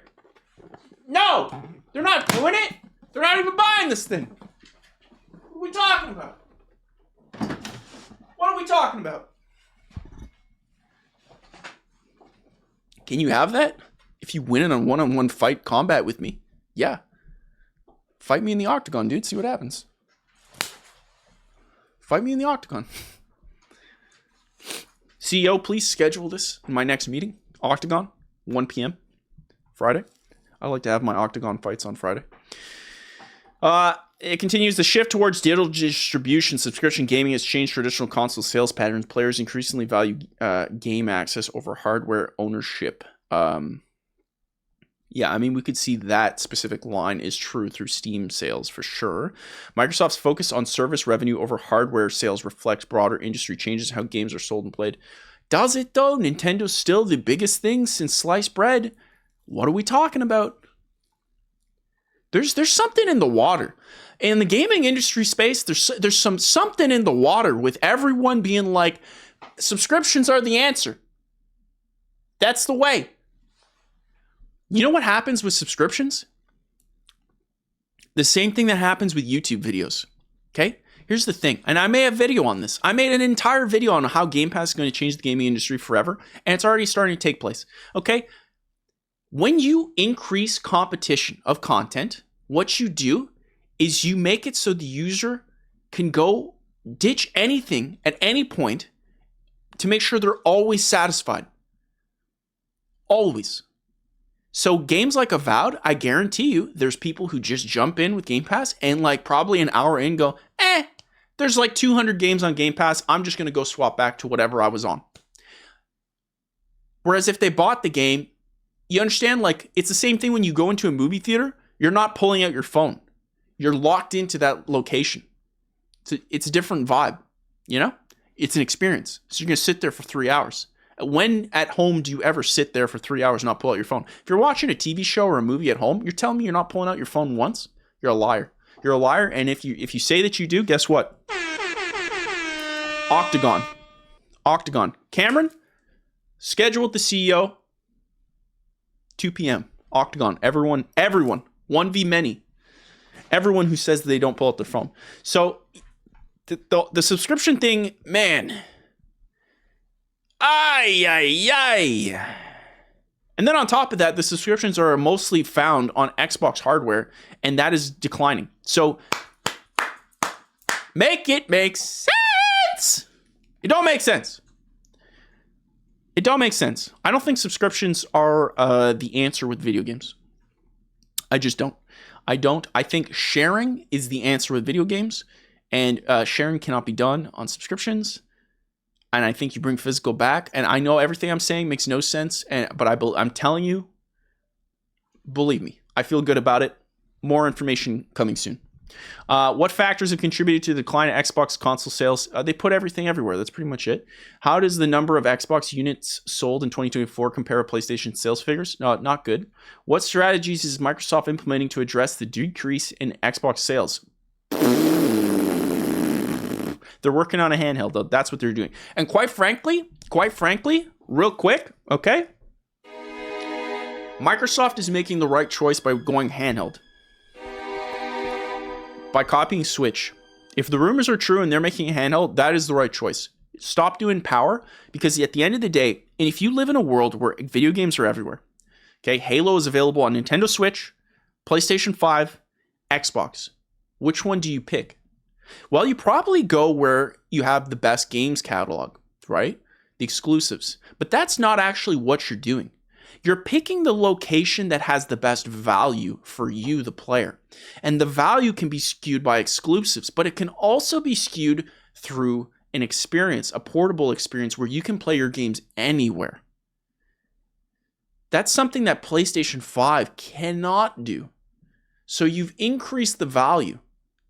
Then you've made it so people go, well, it doesn't have the PlayStation exclusives, but man, it sure is cool that I could just bring this handheld anywhere and play it anywhere. It adds competition. And more importantly, it competes against Nintendo, who quite frankly needs some competition. I mean, the only one even trying is Steam, but still, they're like in their own separate lanes. I think that's a better choice as far as hardware revival.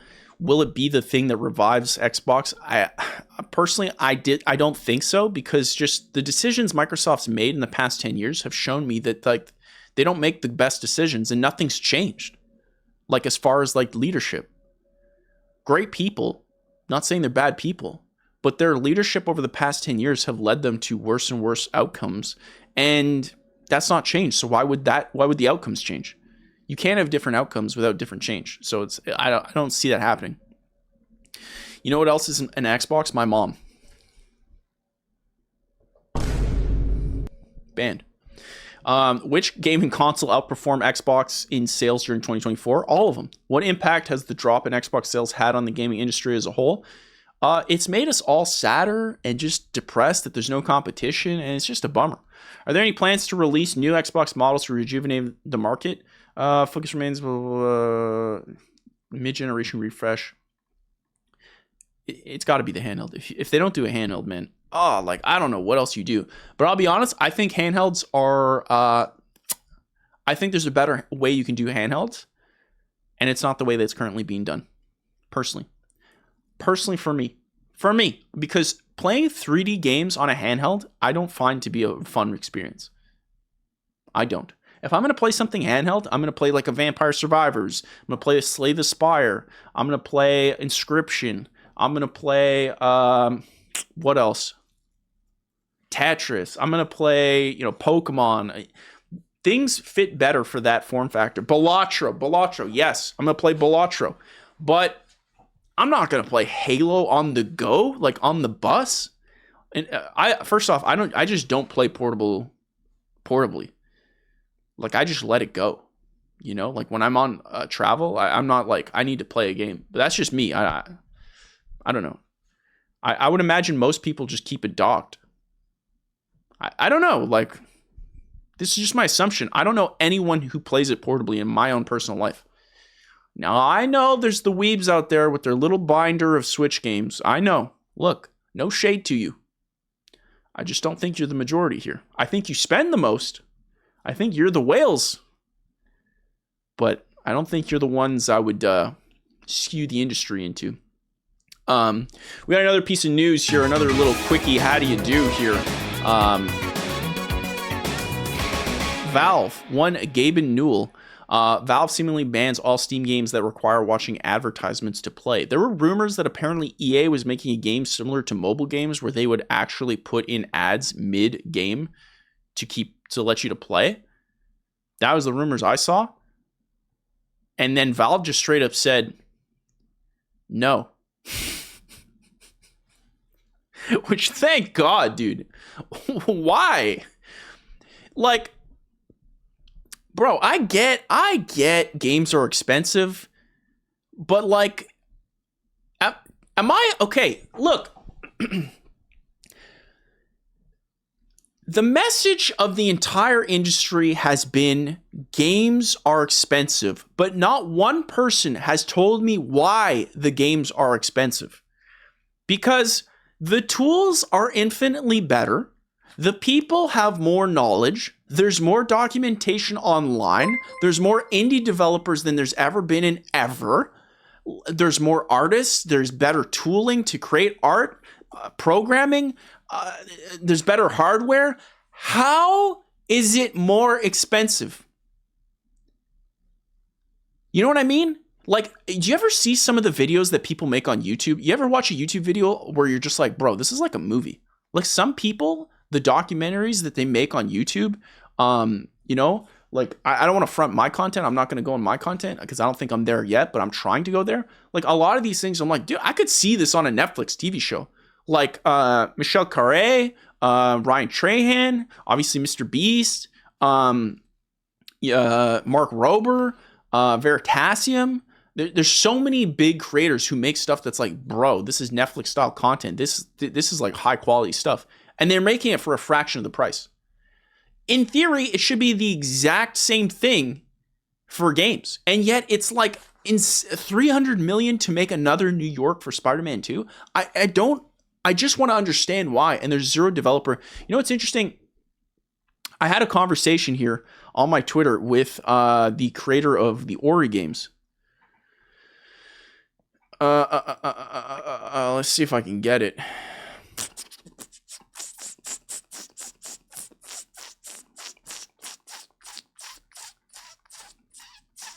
Yeah, it was right here. So this is a conversation I had with the creator of the Ori games, Thomas Mahler. And he said, every single time I talk to people that started making games after having only been players, journalists, producers, etc., without fail, the most immediate learning is, oh my God, I didn't know it was so much work. And then he goes on to make a meme. All I can think of is this: no pain, no game. And I wrote this because it's so frustrating to me personally. And I meant it with respect. So I say personally, and I mean this respect, no one explains it being how hard games are to make. No one explains it. Have you guys noticed this? The running meme in gaming journalism is to say that the phrase making games is hard. You guys have definitely heard this. If you listen to a gaming podcast, a gaming journalism YouTube channel, they always say making games is hard. In fact, I put in one of my videos, I put in a giant montage that was ridiculously longer than what I put in my video. Making games is hard. Making games is hard. Making games is hard. And yet they're all journalists who have never programmed a day in their life. They've never had a product, never had a business, never done anything like that. Making games is hard. What do you know? How can you say that? You can't. You've never done it. You just listen to people. But why is it hard? Why? Tell me. And that's what I go on to say. No one explains it. No dev explains the cost breakdown of their games. No company explains why the games cost so much more than the tools and the talent make the games become dramatically more available. Like this is what I was saying. Everything is just 1,000 times better across the board, and yet prices have gone up? Huh? No one explains how the ideas are chosen. Nothing. And I feel like people like myself and you guys, we all generally want to know, what is the cost breakdown of a game? Say Doom the Dark Ages, right? Comes out $79.99 here in Canada. Actually, it's $89.99 here in Canada. Doom the Dark Ages comes out. It's put into GameStop. How much of that $89.99 at GameStop is given to the developer, the publisher, GameStop? Like, what is the breakdown? How much profit are they making per? You know, what's that? And also, what was the breakdown as far as like the R&D? What was the breakdown as far as programming, the tooling? Like, share that information. Why don't you? Share the information on retention. Share the information. Like, if you share all this stuff as developers, if all of them share all this stuff, all of them will make better games. Now, I understand if you don't have a platform to share that type of information, where you would put that. I totally understand that. And this is where the gaming journalism comes in. These guys don't do anything. They don't report on anything. That's information that you can use to make gaming better. They report on this. Ubisoft lost money. Shocker. Xbox sales bad. Shocker. Valve did a cool thing. Shocker. That's my point. It's like they don't do anything. No disrespect. But like, explain why the games are hard to make. Explain it. Now, this is coming from someone who, I mean, technically my YouTube channel is a business. So I'm running a business. Okay, so that's number one. I'm making content. So I have to make stuff that people need to watch. And I am a senior software developer. Like, I have that experience as well for 10 years. Part of that in the gaming industry.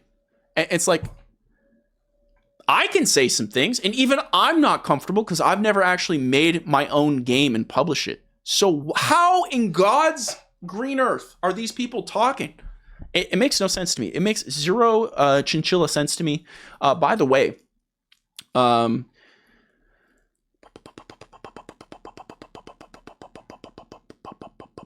it's Draco, you beautiful little goose-tastic individual. It's Draco with the sub. Thank you so much, It's Draco. My activity feed over here is all messed up. I can't actually see it. It's like glitching out over here. So I apologize for taking too long. But thank you so much for the sub, It's Draco. Make sure to join the Discord, because when you sub, you get instant access into the Zenkai Goose Discord. This puppy right here. We're all rocking and rolling over here. Siege trophies hit hard. This guy's banned. This guy's so banned right here. This guy's so banned. It's a great post. So make sure to jump in there. Where was I?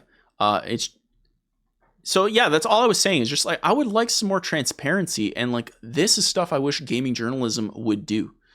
You know, like, create articles and discussions with developers to push the industry forward, to help make better games, to Like, you guys remember when we discussed how that article from IGN that was like Resident Evil 5 remake is a bad step for gaming? Like, shut your disgusting mouth, buddy. You, bro, stop. Let the free market decide. What are we talking about? I'm not a fan. Pat the Troll in the chat looking absolutely beautiful, Goose-tastic. I will say again, thank you so much, It's Draco, for the sub. I really appreciate that. And I'm so sorry it took so long. I was on a little bit of a tear there. Also, the Flash Psycho with the follow. We really appreciate you, Flash. Caller, you're on the air. Do you feel like the gaming industry is on fire? How do you feel? Let me know. Poor Luke with channel points says, hit me, Luke. Zenkai Weeb plays well with your inner self. I don't know what you just said, but look, hey, if you join the Discord through a subscription, you get access to every single thing that was said on the text-to-speech through a beautiful little timestamp. I programmed this with my programming knowledge that the gaming journalists don't have. Check that out. Zenkai Weeb plays well with all your inner self. There it is. Now we see exactly what Luke said, and also, Luke is banned. It's not a Zenkai Goose stream unless you've been banned. Come on. So that's fantastic. Now we're about to get into Guess That Game, but I did see something that was really, really cool. Before we touch on that, it is gaming related. Dragon Ball has come out. Let's just quickly talk about this, okay?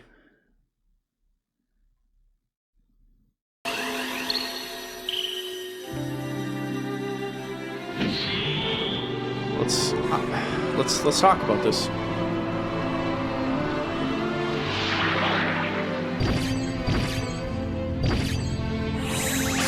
Playing the GT theme.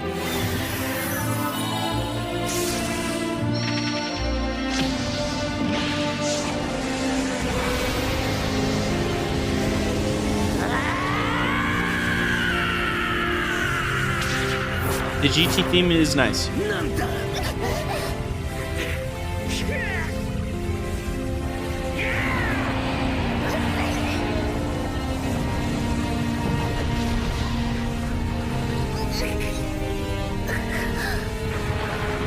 There it is.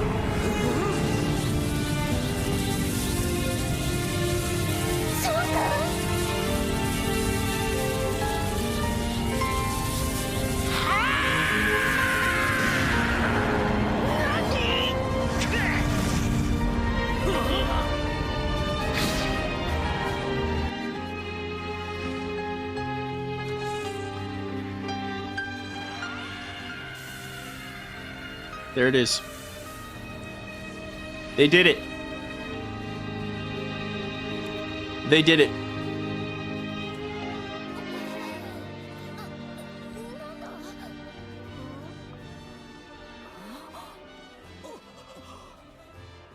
Nanda!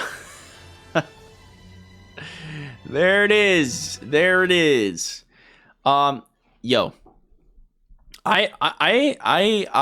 Look, they did it tastefully. They did a great job. That's fantastic. Good for them. I just think it's like Dragon Ball went through this thing where for years everyone just poo-pooed all over Dragon Ball GT and all the movies and all that stuff, the Broly movie, all that stuff. And now Super and Daima, which is the latest Dragon Ball show, have just they've cherry-picked all the best parts rather than come up with their own stories and then just thrown them in there. And sometimes it really works out well, like the Dragon Ball Super Broly movie is one of the greatest. Like, that's actually a good movie, like, on its own. Bar for bar, that's a great movie. It's fantastic, and I love that movie. It's fantastic. That is, like, what I want from Dragon Ball. Is it cool they have Super Saiyan 4? Yeah. Is it cool that they made the Gogeta variant where he has red hair? Yeah. Is it cool that they used the GT theme? Yeah. Is it cool that they went this direction? No. It makes no sense. It makes no sense. This takes place before Super. It doesn't make any sense. And they all look weeby. They look weeby! I'm over it. It makes no sense, and it's just stupid. And same thing with Vegeta turning Super Saiyan 3. It's just like, bro, no one wanted to see it in weeb form. We wanted to see it as adults. And, like, this is so weeby. And I'll be real, the original Super Saiyan 4 looks cooler in GT. It looks cooler. It looks cooler. But look, I'm happy people are happy. I'm happy this gives people some enjoyment. I'm not trying to poo-poo on anything about that, but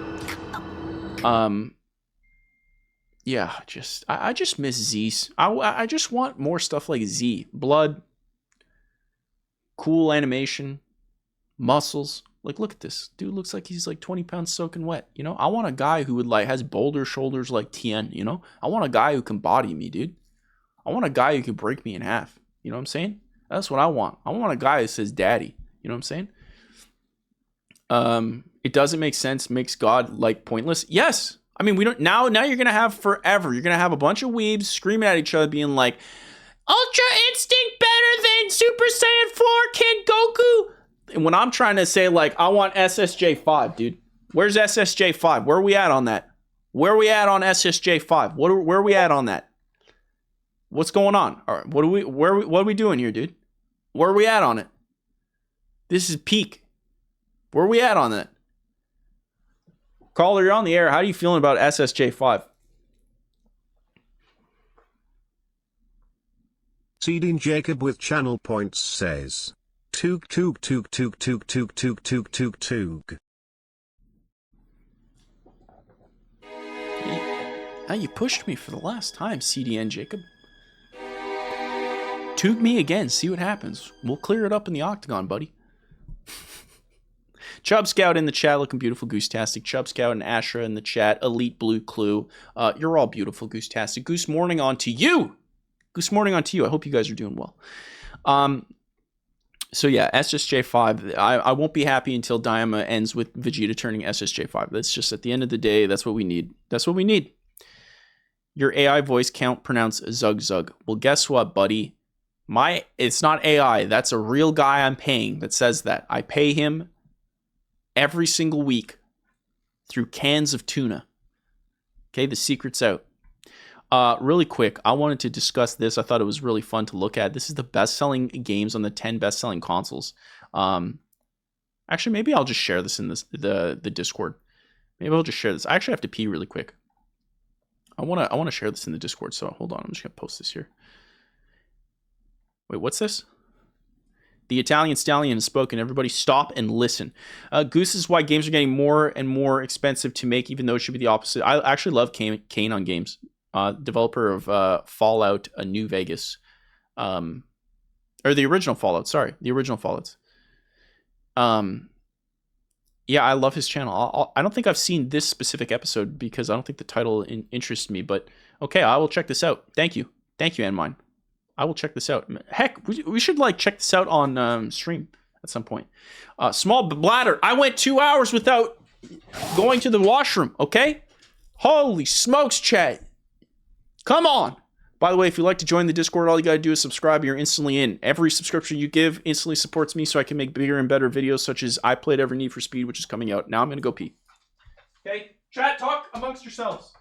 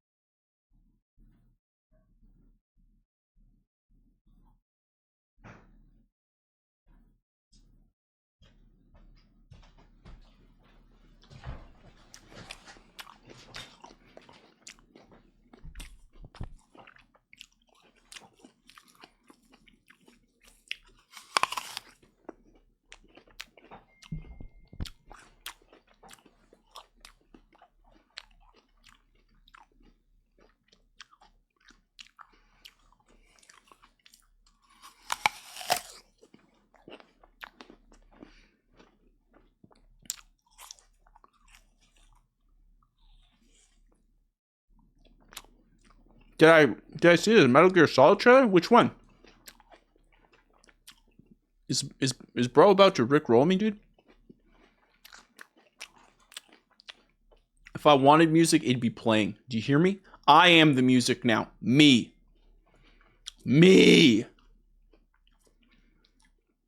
I make music. I'm the music guy. From now on, you listen to everything I say. This is my new track.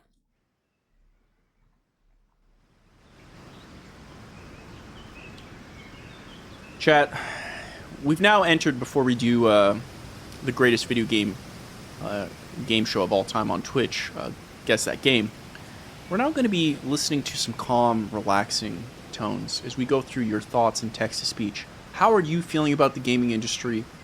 Tell us how you feel with text-to-speech. Send in your channel redemption points. How are you feeling about the Xbox? How are you feeling about Ubisoft? What do you have issues with in the gaming industry? Let's take a relaxing moment to go through that information as my CEO tries to find the Sony State of Play Metal Gear Solid trailer. Caller, you're on the air. How do you feel about the video game industry? Seeding Jacob with channel points says, wash your hands. Wow. Really, I think that's a great analogy for the video game industry, really, because like at the end of the day, right? Similar to Blood Diamonds, these guys aren't washing their hands of the crimes they're committing, right? They're not making the games the way we want them to make the games, right? Their hands aren't, there's blood on their hands, right? And they need to be washed. I think I totally agree with what you're saying. What I like most about what he said is he went a completely different direction than what we all expected. We all expected to hear something thought-provoking about the gaming industry, but what we heard instead was something that we were supposed to just sit on and savor. Wash your hands. Gaming industry. He's got a point, and quite frankly, I think it's time you listen. Really? Caller, you're on the air. How do you feel about the video game industry? Let us know. We're listening.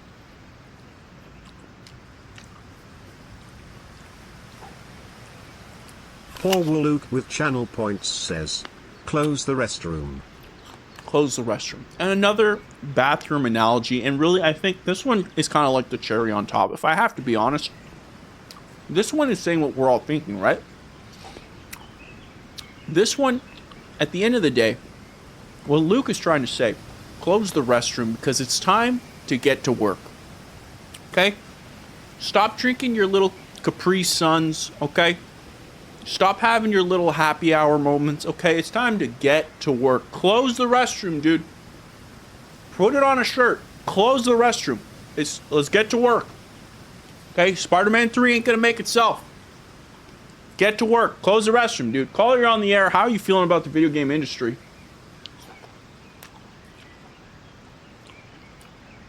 Tell us, dude.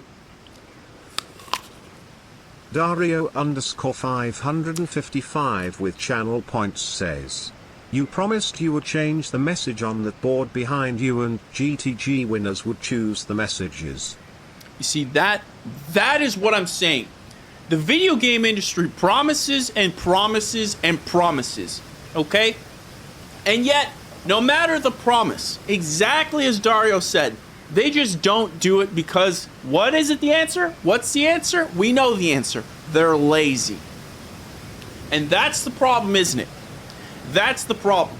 Because at the end of the day, when we're told something's going to happen, promises have been made, we have expectations. And I think that's what Dario's trying to say. The gaming industry is crooked, and quite frankly, it's time to take back our boards and put the message there ourselves. Am I right or am I right? What are we talking about here? What are we talking about here? Quite frankly, that was one of the best messages I've ever heard in my life. Fantastic point. Okay, you guys go on Twitter for this information. You're going to lose a couple brain cells. You come here, we're going to solve it. Caller, you're on the air. How do you feel about the video game industry? Asher 8 the introvert with channel points says, gaming doesn't really seem more eventful like it used to be, but I don't know. Smiley face. So true.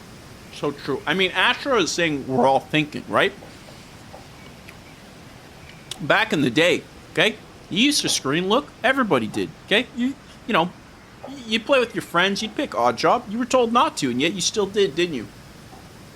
We all did, and that's why we did it. It wasn't that we wanted the free kills and put our friends at a disadvantage. It wasn't that. It was that we were all best friends just trying to have a good time. That's the reason. That's why we played Halo CE back in the day. That's why we went to those midnight launches. That's why we got the consoles on day one. That's why we brought our Xboxes over, our PlayStations over. We were vibing. We were having good times. The games just worked. They started instantly. We could give people games and they would also start instantly. There were notebooks, you know. Gaming was a vibe, and we were a part of that vibe. And today, gaming is a corporate nightmare sludge that just hurts me. Dear God, GTA 6, please save us. Ashura, nail on the head. Nail on the head, dude. Okay? Caller, you're on the air. How would you solve the video game industry from dying? Hit me, dude. Seeding Jacob with channel points says, Goose can't make games. Prove it if you can. And that's what I'm saying. That's what I'm saying. At the end of the day, okay? Canadian Jacob is bringing up a good point. He's banned, by the way. But he brings up a good point. People can't make games. The games that are releasing aren't, you know, they're either not working or they're just surface value and not fun. There's no soul there. You gotta wait like once every 2 years when you get something big. Right? An Elden Ring, a Wukong, you know, an Astrobot. Like, what are we talking about here? It's not every day you're getting these games. And I think what Canadian Jacob said, may he rest in peace, for he is indeed banned. He's out of here, okay? He's Kaputski. He's not in here. He's not involved, okay? Cameron, take him out. I think what he's trying to say is, you know, we just need to get back to making games. That's what matters, right? That's what matters. And I couldn't agree more with the message he's trying to say. Like, it's the last message he's ever going to send, but I couldn't agree more. Caller, you're on the air. How would you fix the video game industry?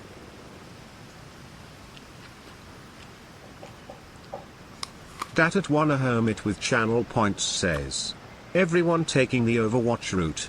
Going for money instead of a good game. Ending up with no money and no good game.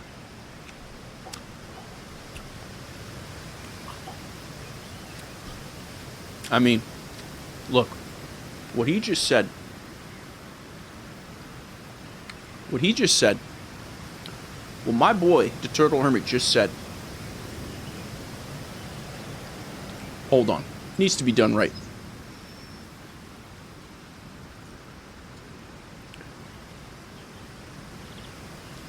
Hold.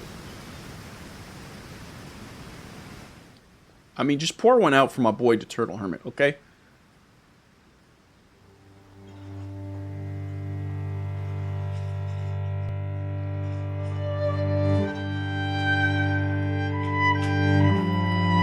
Amen. Everyone taking the Overwatch route, going for money instead of a good game.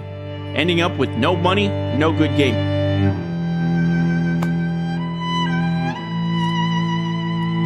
That's facts.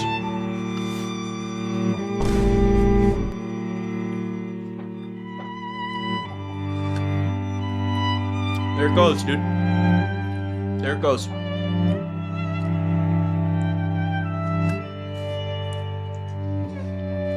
Marvel Rivals technically made a lot of money. We're not talking about that one. The other ones, that's what we're talking about, dude.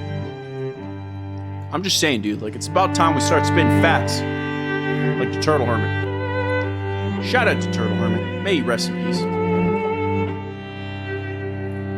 Too young. Too young. 07's in the chat for the Turtle Hermit. Too young. You guys remember when you stabbed him in the back 17 times? God. Poor guy. I'll never forget that. Look in his eyes. Single tear. Right before you guys put the final knife in his back, he looked at me, lip quivering, arm raised out. single word. Whispered it. It's all he could do with his energy. He says, please. Done. Shout out to Turtle Hermit, dude. Absolutely beautiful Goose-tastic. Really a valid point. Minus Marvel Rivals doing the making lots of money, but yeah, I mean, look, hey, at the end of the day, he's no longer with us, and I miss him, dude. I miss him.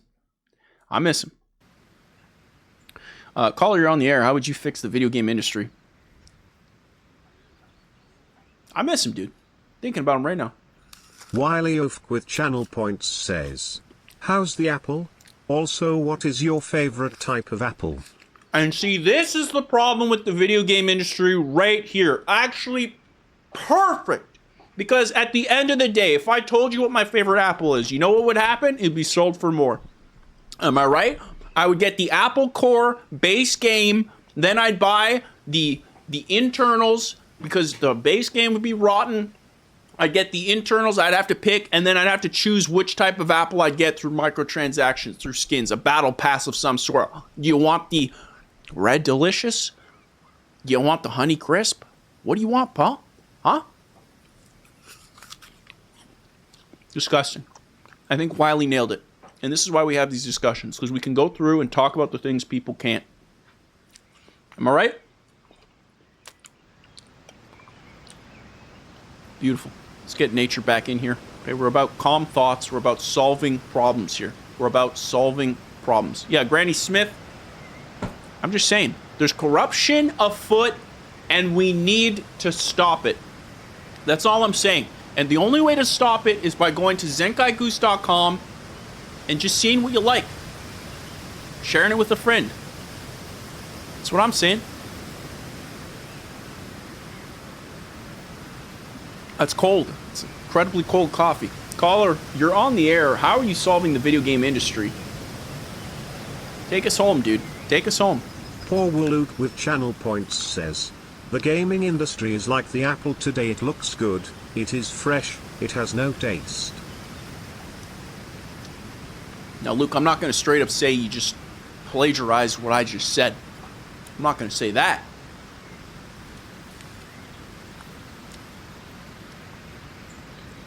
That's what I'm saying. Caller, you're on the air. Fix the video game industry or fix me. Danny Lemon with channel points my says, CEO.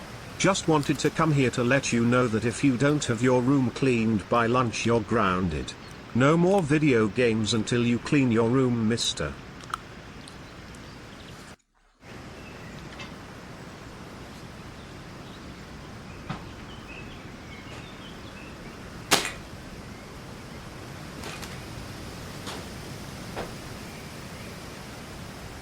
And that's really what I think my CEO is trying to say. He wants this industry cleaned up. He wants this swamp cleaned. And quite frankly, we're going to clean it. End of lunch. This room, spotless. I'm sick of it, dude. Clean your games. Clean them. It's about time we get back to having fun, holding each other's hands. And no more updates. Get them out of here. Thank you, CEO. Appreciate that. Caller, how are you fixing the video game industry? Mro L21 with channel points says, Zenkai 9 chug Zenkai 9 chug Zenkai 9 chug Zenkai 9 chug Zenkai 9 chug Zenkai 9 evil Zenkai 9 evil Zenkai 9 evil Zenkai 9 evil Zenkai 9 evil Zenkai 9 clap Zenkai 9 clap Zenkai 9 clap Zenkai 9 clap Zenkai 9 Sigma Zenkai 9 Sigma Zenkai 9 Sigma Zenkai 9 Sigma Zenkai 9 Sigma.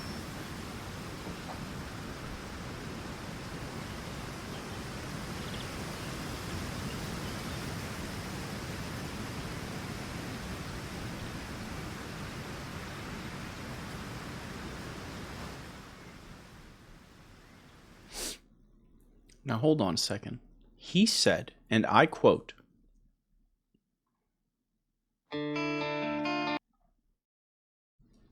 he said, and I quote,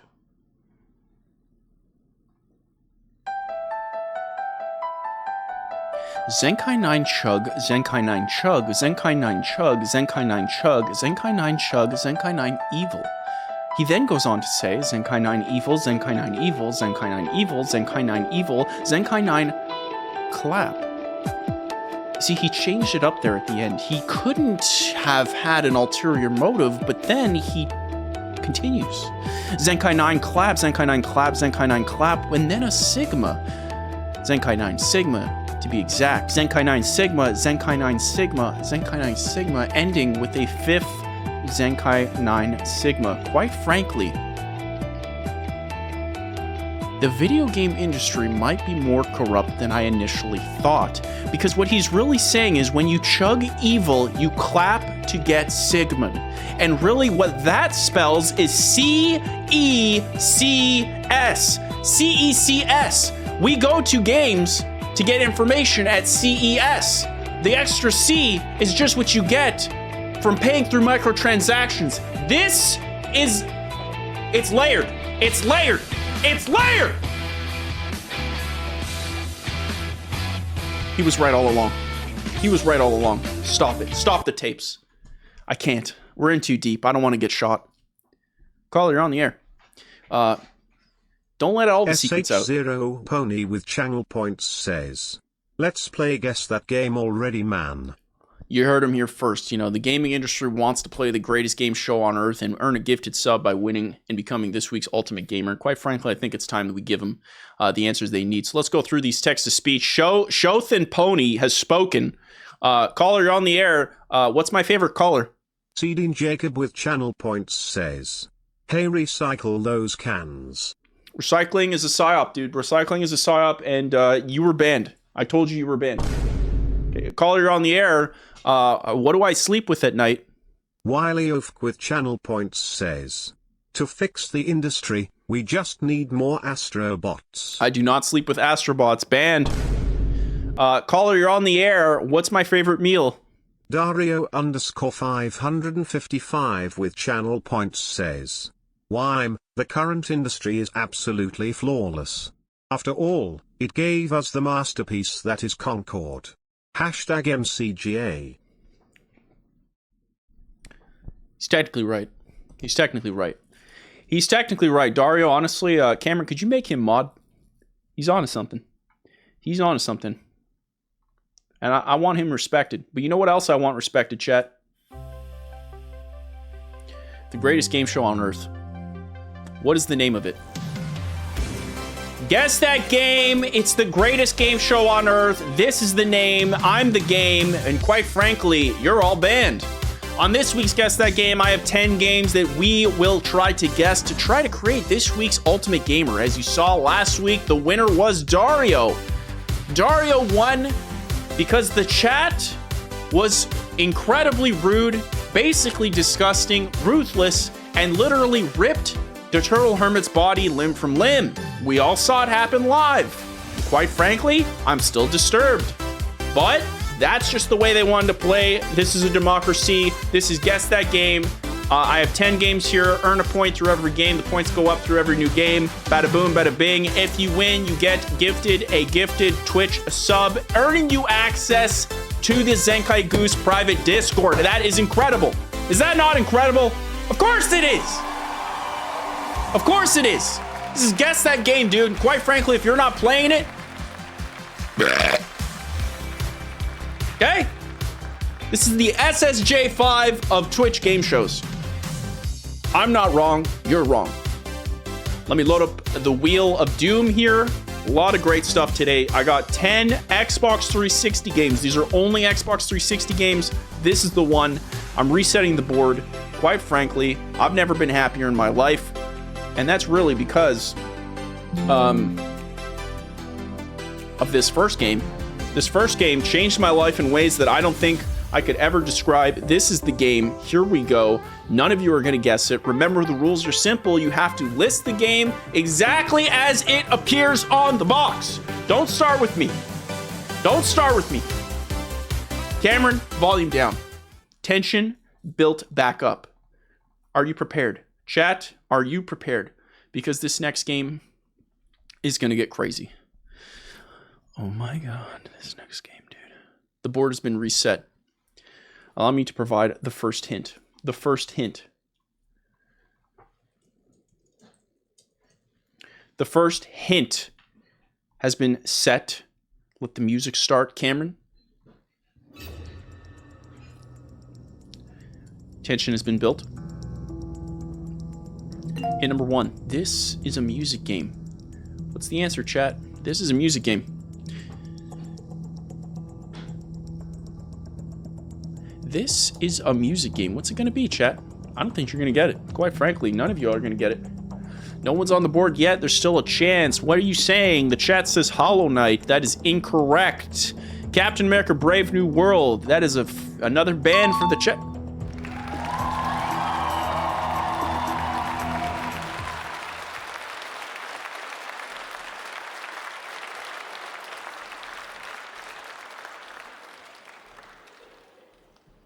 How'd you guess that, dude? How'd you guess that? And mine winning the first point almost instantly, basically throwing me for a loop. The hints will now get dramatically harder. The game is DJ Hero. And honestly, DJ Hero is a fantastic game that they really superseded on DJ Hero 2. I still play DJ Hero 2 to this day. I still have my turntable. If you've never played DJ Hero, I would play it on stream. The problem is you get copyrighted to oblivion, which technically we already did multiple times today. But yeah, so maybe we will play it on stream. I really think this is a fantastic game. And if I was Microsoft, I would bring it back as a Game Pass exclusive, to be honest, using a Game Pass. I feel like that's the only way these music games make any sense. So I would do that. DJ Hero is incredible. But you know who's more incredible? And mine, the Italian Stallion, rocking the first win with 1 point. But now we're moving on to the second point. And as a reminder, every 2 points, we will spin the Wheel of Doom. Okay? It could go any way. It could go any way. This next game, quite frankly, it's going to be a lot harder because you kind of did that really fast. The game has been set. Allow me to just prep the hint here. Okay, allow me to prep the hint here. I'm a little nervous with this one, chat. I'm a little nervous with this one. Let me give you the hint.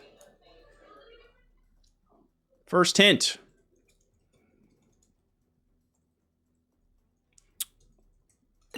This game is a horror-esque game. Start the tension, Cameron. Hint number 1. This game is a horror-esque game. Who's going to get it? Assassin's Creed 2. It's horrible that they haven't gone back to that type of game. Incorrect, though. Astrobot. I'll let you figure that one out for yourself, Mr. CEO. Deadlight.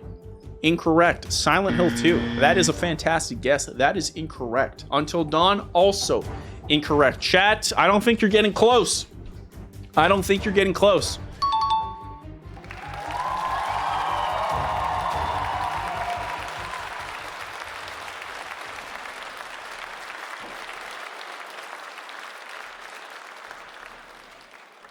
Would you stop it? Would you stop it?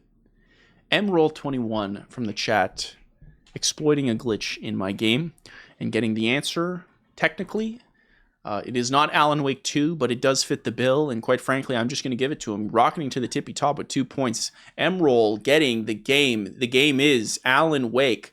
Again, I told the chat explicitly, every game on the 10 games we're doing today is an Xbox 360 game, and I quote, chat said, Silent Hill 2, Astrobot, Manhunt 2. The rest are technically legit, but all of you who said those ones, banned. Moving on. This next game is a real controversial one. Holy smokes. Real controversial. In fact, that's the first hint. Hold on. I gotta spell it exactly as it appears. The game has been set. Allow me to press the hint. Holy smokes, run game 3 worth. Oh, wait, hold on. Before we do that, we got to spin the Wheel of Doom. We have hit 2 questions. We must spin the Wheel of Doom. I'm a man of my word. I'm a man of my word. We're spinning the Wheel of Doom. Here we go. The wheel has spun. Whatever it lands, we will do. Possibly giving you points, possibly taking them away, possibly...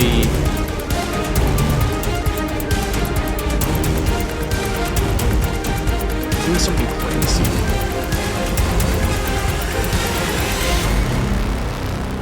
Ooh, ooh, ooh, ooh, ooh. Oh, oh, oh, oh! And immediately off the rip, I hate how it always just so slow at the end. The switcheroo, we are now swapping the top with the lowest. So Emerald swaps with Anmine. Anmine doing nothing, just wins. What a guy. That's an Italian for you, dude. That's an Italian for you. Come on. What are we talking about here? What are we talking about? Shots fired, dude. Shots fired. We're having fun here, aren't we? We're having a good time. Okay, hold on. Hint number one is this is a controversial game. Allow me to quickly set the tension up. You guys may start. I will go and swap the points for Anmine and Emerald. Just like that, Emerald gets dropped down to second place. Anmine taking the lead. What is chat going to guess for 3 points? This is the third game. Controversial games. The first hint. We got Lego Racers. We got Manhunt. Lego Rock Band, Grand Theft Auto 3, and Mortal Kombat Deadly Alliance. Remember, these are Xbox 360 games. Must be spelled exactly as they appear. Exactly as they appear. The Turtle Hermit. The Turtle Hermit. Exactly as they appear. The Turtle Hermit. Exactly as they appear. Resident Evil 7 Biohazard, fantastic game, not available on Xbox 360. GTA San Andreas, not available on Xbox 360. Left 4 Dead 2 technically fits, but is incorrect. Allow me to provide you another hint. The Turtle Hermit, stop putting so many hyphens. Hint number 2. This is a platformer with 1 hyphen in its name. Platformer with 1 hyphen in its name. What's it gonna be? What's it gonna be? Singularity. Singularity is incorrect. GTA 5, incorrect. Finally, thank God. I was rooting for you. I was rooting for you. He literally he guessed the game immediately. And I couldn't in my heart let him lose. I couldn't. I had to give him but I didn't give him the answer. I just, I put it out there. The Turtle Hermit going rocketing to the tippy top. There is a God, and that God has whispered the Turtle Hermit. Am I right? Am I right? I love how the rest of you are like, hey, I know the answer now. Quite frankly, I do the same thing. There are 2 hyphens?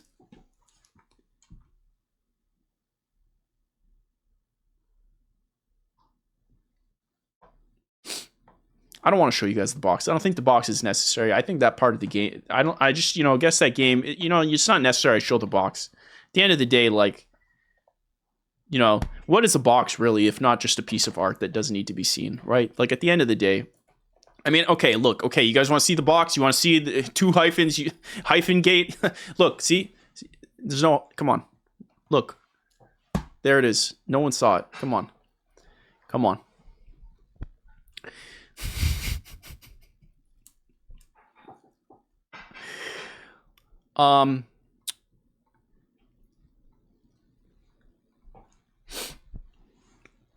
So the next game.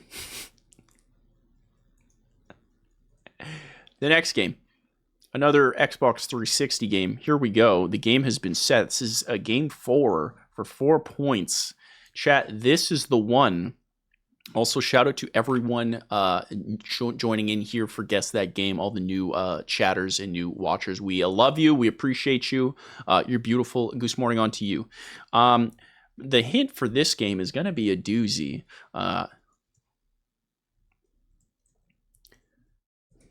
I'm gonna throw a little characterization of myself inside these hints now. Let's get a little freaky, shall we? Because this is an interesting game. So the first hint has been set. Allow Cameron to set the tension.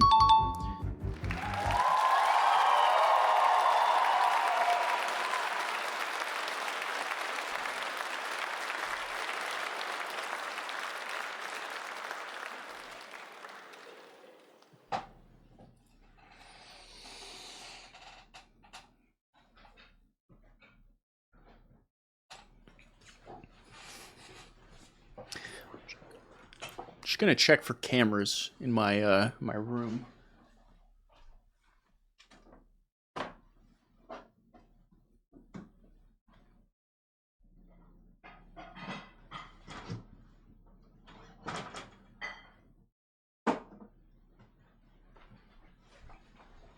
How you doing that? How you doing that, buddy? Hey. For real though. How you doing that? He's locked in. We need locked in t-shirts, dude. We need locked in t-shirts. That has been the fastest. We just saw history, dude. That has been the fastest guess that game answer ever seen ever. That was crazy. But you know what's crazier? Spinning the Wheel of Doom. Is he going to keep the points? We don't know. Turtle Hermit, how many times is he going to get shivved today? We're going to find out. Because this is Guess That Game. Game where anything could happen. And the wheel has spoken and it has screamed the words.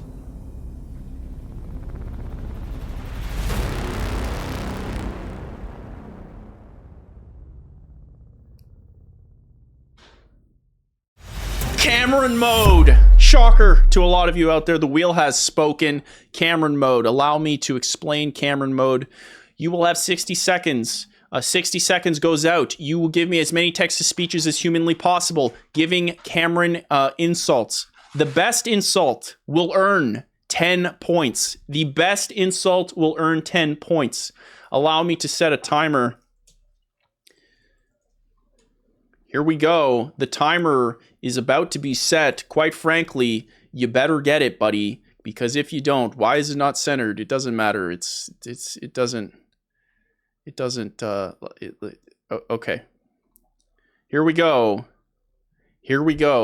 You have 1 minute. Send as many text-to-speeches as you can. I will be giving 10 points to the best insult to Cameron, as long as it's not too rude.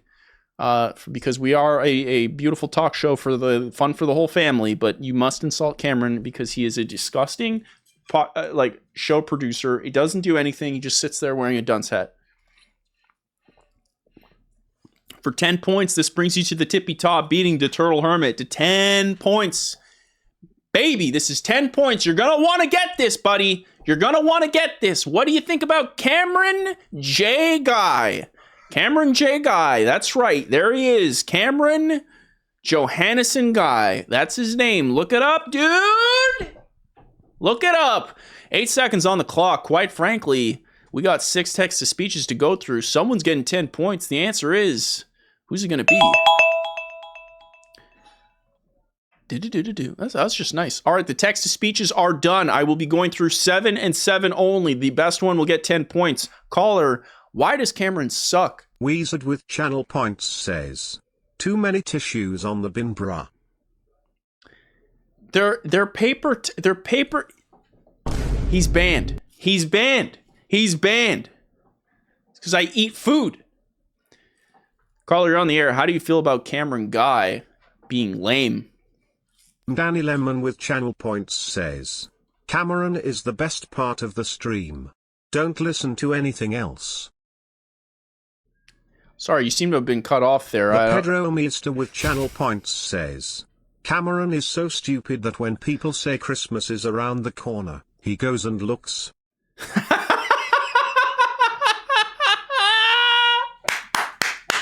Hey, yo! That's what I'm talking about here, dude. That's what I'm talking about here, dude. Holy smokes. That's what I'm talking about. Let's just throw dirt in his eyes. That's what I'm talking about. The Pedro Meister coming in strong with the 10-point lead so far. So far, he's in the lead. Caller, you're on the air. _555 with channel points says, Cameron is the laziest excuse for a human. That's what I'm Cameron? saying. More like Camera don't work. Exactly. Solid. Solid. We like this. We like this. Pedro Meister still in the lead, Dario. Still in the lead. Caller, you're on the air. Why does Cameron suck? Mro L21 with channel points says, Cameron has ugly shoes and dirty hands. That's literally what I've been saying for years. You have your shoes. They're clown shoes. You look stupid. You look stupid. And wash your hands. I can smell them from here, your little Cheeto dust hands. It's disgusting. Emerald taking second place, but the Pedro Meister is still on top. Let's go. Caller, you're on the air. Why does Cameron suck? For 10 points. L21 with channel points says, we don't love Cameron. Oh, wow. Man, it's going to be so rough for you to come back to work next week. They do not like you here. Caller, you're on the air. Why does Cameron suck? Cameron, stop talking. Poor Walook with channel points says, Cameron is a paragon of wisdom.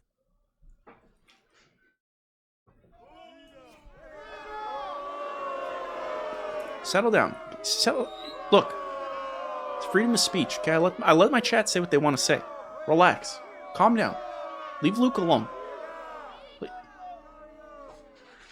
The winner is none other. The Pedro Meister earning his keep with 10 points. That was a solid burn, honestly. If you got me to laugh like that, that was that's solid. That's just solid right there, dude. That's solid. I respect it. And quite frankly, I've never been happier in my life. Today is the greatest day of my life. The Pedro Meister just straight up getting 10 points, rocketing to the tippy top, coming in first place. The Pedro Meister, the wheel has spoken, and we're going to listen. The game was indeed Army of Two. I forgot to show it. What an amazing game. They should remake that, make another sequel. I don't know what they're doing. Got AAA games, they're on fire, and quite frankly, I want change. This next game is gonna fulfill you in ways that only candy corn could. It's a fantastic snack. Everybody loves it. I won't hear anything about any other opinion because this next game is the candy corn of gaming. Allow me to prepare the first hint. Cameron, hit us with some tension, shall we? The first hint. This game.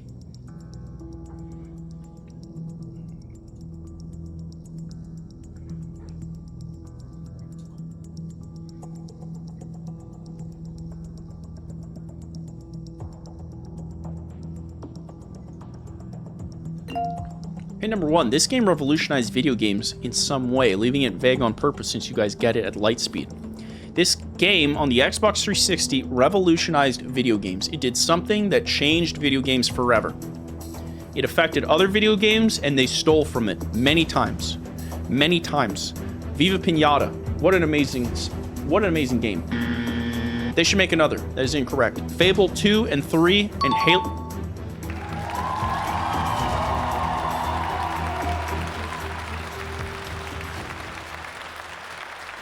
For 5 points. None of this makes any sense. The winner.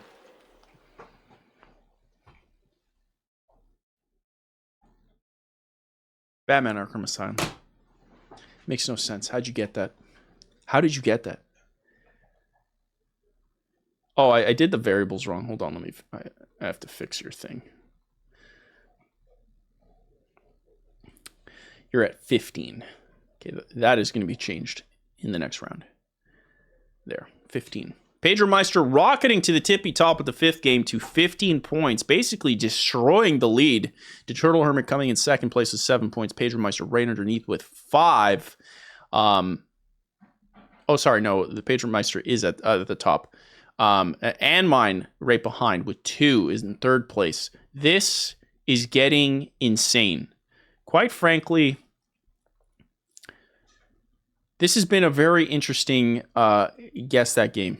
This has been very interesting. Allow me to prep the next game. Now, Show Pony If you're in the chat like we know you are, you beautiful little rascal, this is your game. For 6 points, this is for you, Show Pony. Show Pony. I want you to think about what you've said to me, and this is yours. This is yours. You got this. I'm rooting for you. The game has been set. Allow me to prep the game. Cameron, set the music and give us some tension the way that we need it. Here we go. The first hint. This game is a first-person shooter. That is the first hint. We're going to go as vague as possible since apparently you're all wizards! First-person shooter. PUBG from VHerf. Shout out VHerf. Hope you're feeling goose-tastic. That is incorrect. Battlefield 2042. Again, we are on the Xbox 360. So help me God, I will fight all of you in the Octagon. Duke Nukem Forever. Man, remember that game? That is incorrect. Call of Duty Black Ops 2. All of these are incorrect. Crackdown. Make another! Like the first one. None of that cloud stuff. Incorrect. Celine, Winter Night coming in with Doom. This is incorrect. Okay, this is incorrect. Doom released on the Xbox One. Talking Xbox 360. Let's give you guys a second hint. Probably gonna guess it instantly. Show Pony, please, for the love of God, this was made for you. One of you said NHL 94. I hate you. Chat.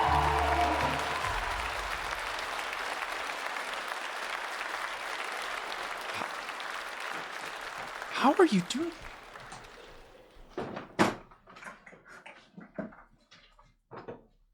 How are you doing? How are you doing this? It makes no sense.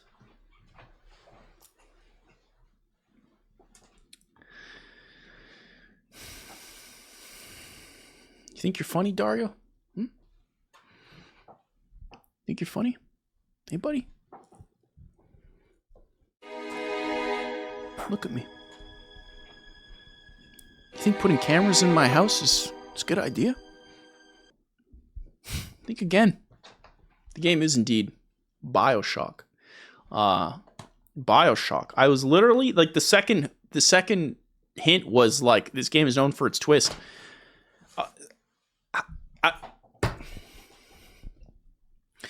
We're on question 6 now, or question 7, which means it's time to spin the wheel of doom. You know how this can go. Quite frankly, we need a shakeup because the Pedro Meister is on top of the world, and the wheel wants blood. Chat, it's time for the wheel. Who's gonna win? Goose Morning Lives. Guess that game is happening. The wheel of doom is about to speak, and quite frankly, we're about to listen. Oh my, no, no, no, no!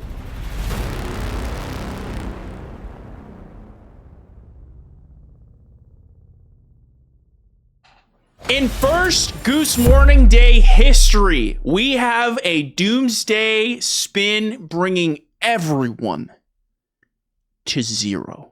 Holy smokes. Chat has just been turtle hermited. But what does this mean? This means not only has blood been exchanged, this means anyone can take it now. The Pedro Meister had the lead, and just like that, everyone is right back down to 0. This is the blood we all wanted. I am updating the scores live as we speak. This is history. This has never happened before, and now we're about to enter the 7th game. You will never guess it because I am the ultimate gamer, and you are simply pawns in my little scheme. This is my little scheme. I'm selling all of your data right now to become the greatest, to plug in directly into the Matrix and to ascend into my final ultimate gamer form, which is the villain of Captain America 4, so I can fix that movie. That's my goal in life. That's all I've ever wanted. I've said it from day one. You've all seen it. I've said it from day one. Okay, let me set the new game. This is actually one of my favorite Xbox 360 games, to be honest. I'm going to go super vague with these hints because you guys are too good at this. Too good. The game has been set. The hint. This is an RPG. It's time now, chat, for 7 singular points. 7 singular points. You get this, quite frankly, you win. Everybody's at 0. You win. This is the one. Xbox 360 game. Again, I will emphasize that. Super Mario RPG. Totes McGoats, I want you to look at me, Totes. I love you. You're the greatest chatter to ever exist. But you gotta meet me halfway here, okay? It's on the Xbox 360. World of Warcraft. You said World of Warcraft. You said World of Warcraft. Buzzer hasn't rang, so clearly you guys are wrong and need a new hint. Here's a new hint.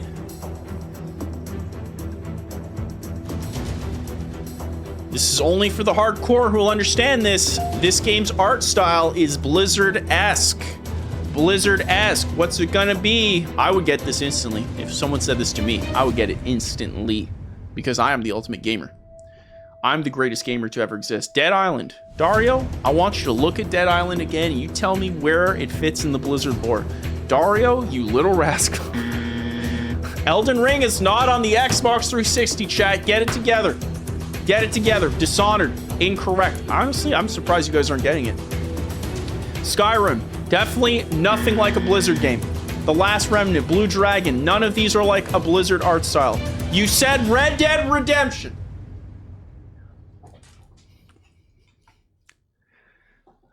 I'll give you guys a third hint. I'm a little shocked. You guys don't have this one. We have now entered Super Mega Overtime.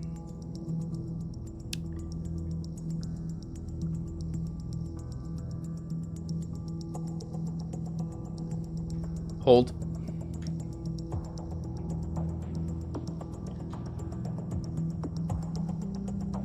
Hold. This next hint, hint number 3. This game is a Zelda derivative. This game is a Zelda derivative. Come on. Work.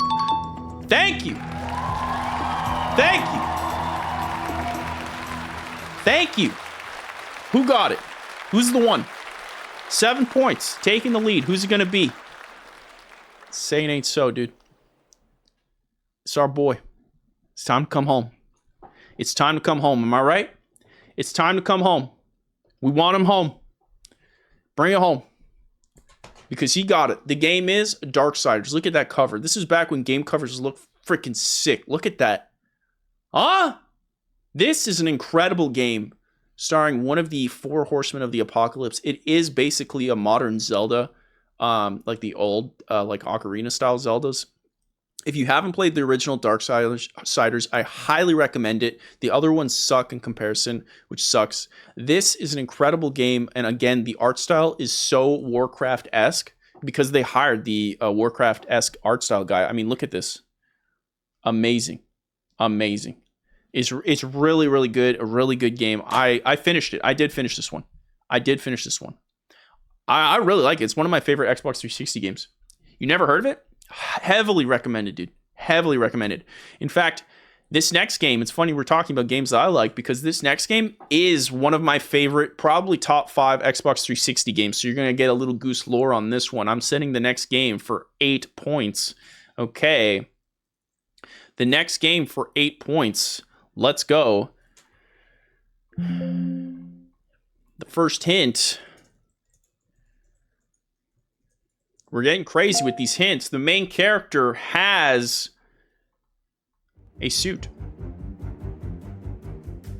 Main character has a suit. It's your chance now. It's your chance now for 8 points. You are not late, Bloody Sonata, because everyone has gotten put down to 0 points through the Wheel of Doom. It's anybody's game right now. 8 points. Take the Turtle Hermit's spot. Rip it from his cold, lifeless hands. L.A. Noire. Oh, you took it literally, like an actual suit. It makes more sense now that I think about it. Crisis is a fantastic guess, but he's unfortunately wrong. Doom is also incorrect. Hitman, also incorrect. You guys need more hints, I see. Well, thankfully, I am the guy who gives hints. So I'll give you a hint. The next hint.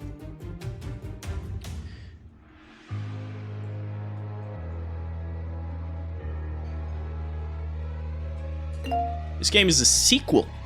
Main character has a suit, and this game is a sequel. Is anybody gonna get it? I don't think so. Spider-Man, Hitman, Blood Money, Half-Life 2, these are all incorrect.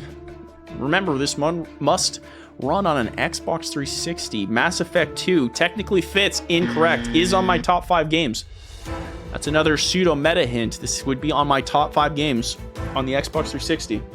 Maybe even top 3. Maybe. No, top 5. The Godfather 2, this is incorrect. Chat, allow me to give you another hint as we enter into overtime. This is overtime for 8 points. Remember, after this, you win 8 points, but we spin the Wheel of Doom. Let me give the final hint. This should do it. This should put you over the edge. The main character wears a suit. This is a sequel. And the final hint, this should put you over the edge. This is a horror game. Horror game. On the Xbox 360. Where's the suit? Sequel. One of my favorite games of all time. Let's go. Batman Arkham City. Solid guess, M1 Davies. Solid, but he's incorrect. Some of you... Ooh. Ooh, that was dirty. What I just saw. Because one of you just didn't spell it the right way, and one of you did. And that's just what we love about Guess That Game, don't we? Blood is in the water because Dario rips it from Wizard's cold, calculated hands. This is one of my favorite games of all time. Dead Space 2 is the Iron Man game that we never got in space, and it's awesome. Dead Space 2 is one of the greatest Xbox 360 games. It's amazing. Dead Space 1 is fun, but Dead Space 2 is literally God tier. I love Dead Space 2, and then I became so disappointed. I perfected this game. I became so disappointed when they released Dead Space 3 because it was like everything that Dead Space 2 wasn't, and I hated that. And they put all the bunch of co-op stuff in it, and it's just like so stupid. They had such a fantastic product there, and they threw it away for some... They had like the season pass thing. Oh, they had the, you remember when like they had stuff to stop used games where you'd buy like your new game and you get given a code for free stuff that was like worth $10 or whatever. And so if you bought the game used, you wouldn't have that anymore. So you'd have to pay for the microtransaction. And that was their way of fighting used games. Dead Space 3 was one of the first games to do that. It was like super, super annoying. But just like that, Dario takes it from the Turtle Hermit, who quite frankly is constantly fighting for his life out here. That brings us to 8 points, which can only mean one thing, really, when you stop to think about it, and that is the Wheel of Doom. Will Dario keep his points? Will the Turtle Hermit finally win a Guess That Game? And will I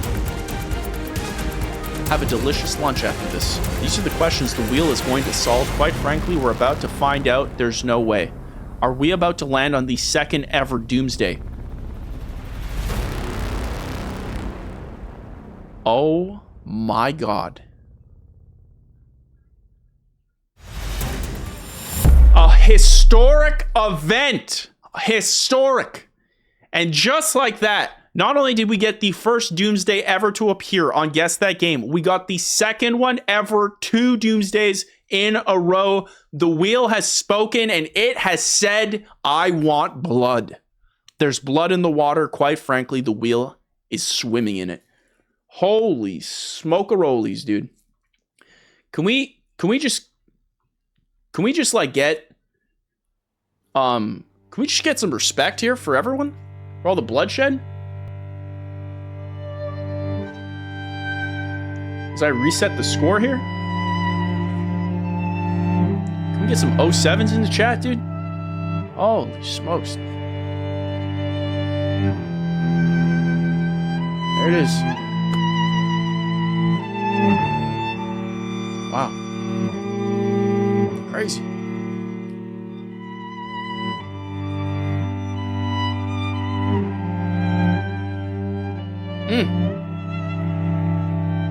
Shut off, Cameron. We have a game to play. God, you just like you don't listen. You don't listen. This 9th game literally has every character under the sun under it. There's a meta hint right there. I gotta make sure I spell this. 2 hyphens. Fake news, dude.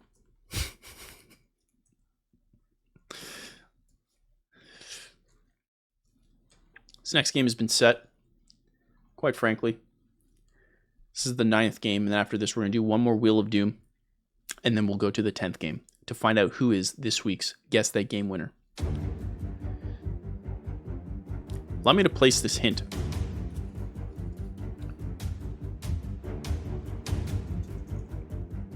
First hint, this is an RPG. Go. Xbox 360 RPG for 9 points, instantly making you number 1 after a revolutionary, historic double doomsday. A double doomsday, dude. A double doomsday. This is the one. A double doomsday. A doozy, if you would. Dark Souls, incorrect. Diablo 3, incorrect. Assassin's Creed 3 is incorrect. You couldn't be more wrong. You guys need another hint. I can smell it off you. I want one of you guys to win this. And you know I'm rooting for the Turtle Hermit. He's my boy. That's my boy. Okay?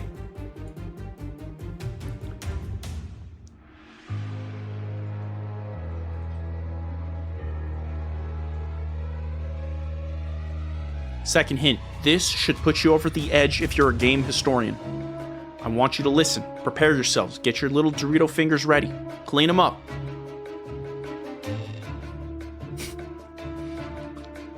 Hint number 2. The developers no longer exist. That's not a typo, that's the word. Lounge, look it up. The developers no longer exist. RPG developers no longer exist. Come on. Come on. I want this for you. I want this for you. This game. Developers no longer exist. Warcraft, Mass Effect, these are incorrect. We've entered overtime. We've entered overtime. Please. Dragon Age. BioWare is still very much... They exist, chat. BioWare is alive. Come on. Come on. You got this.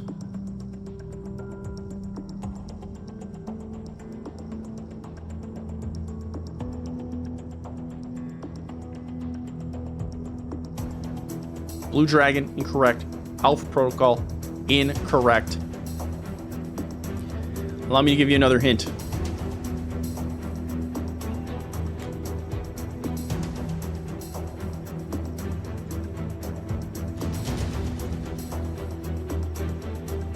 Hint number 3. Come on, chat. You're almost here. Shadow Mordor, incorrect. Dishonored, incorrect. Concord, incorrect. Hint number 3. The developer of this game was founded by a baseball player. This game was developed by a founder that was a Major League Baseball player. He went on to make a game studio, and he made this RPG. What is that game on the Xbox 360? Come on, chat. Bring it home. Bring it home, dude. Come on.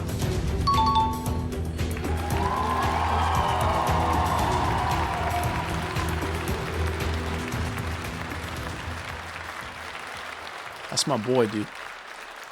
That's my boy. That is my boy, dude. Because he has gotten it. Kingdoms of Amalur Reckoning. This was the first game from 38 Studios, founded by Kurt Schilling of Major League Baseball fame. Went on to start his company, and this was the first game they made. They published it with EA. It did not do well, and quite frankly, I bought the game. Never played it. Literally never played it. Never even launched it once. Kind of embarrassing, to be honest. I literally bought it, never played it. That's crazy. We should play it. We should play it. This is like video game history. I remember when this was happening, this was such a big deal because people were like, come on, a baseball player can't make a good game. And it turned out it was really good. But I think it just didn't have any appeal, so it didn't sell. And they spent a lot of money on it too, so it didn't do well. The Turtle Hermit, 9 points. Absolutely insane. The final game will be worth 10 points, so you will be able to defeat the Turtle Hermit. However, we will spin the wheel one more time before the final game, as is tradition of specifically just this week. But this is I like every 2 and then the final, so we're gonna keep going for this. Now, Look, I want all of you to win. Because you're all the ultimate gamers in my heart. Okay? Hold on. I have something to say. I have something to say.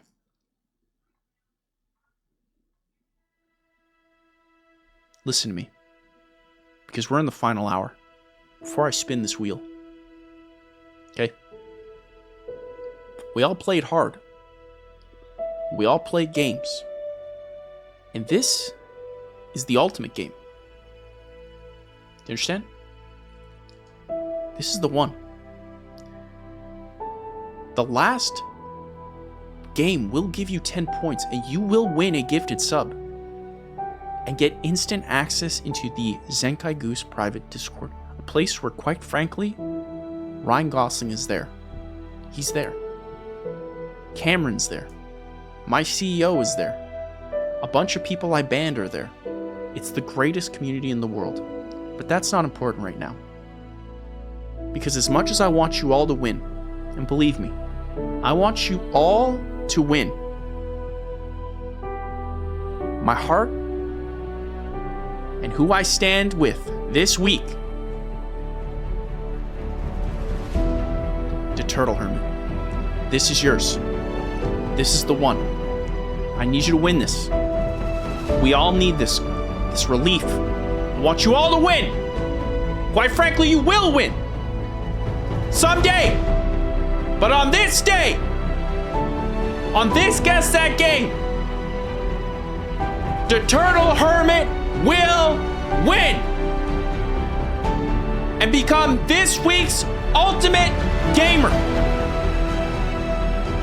But before we do that, and he secures his bag, as he should, we're gonna spin this wheel. We're gonna find out what we're really made of. Am I right? Can I get a here, chat? This is the one. Lock in. It's time to spin the wheel, baby. Cameron, I stand with the Turtle Hermit. Come on! Come on, dude! Wheel! Come on! No more blood! No more blood! No more blood! Oh, sweet baby, mother of God. Oh, it's land. Oh! My favorite mode, quite frankly. Quite frankly, this is my favorite mode.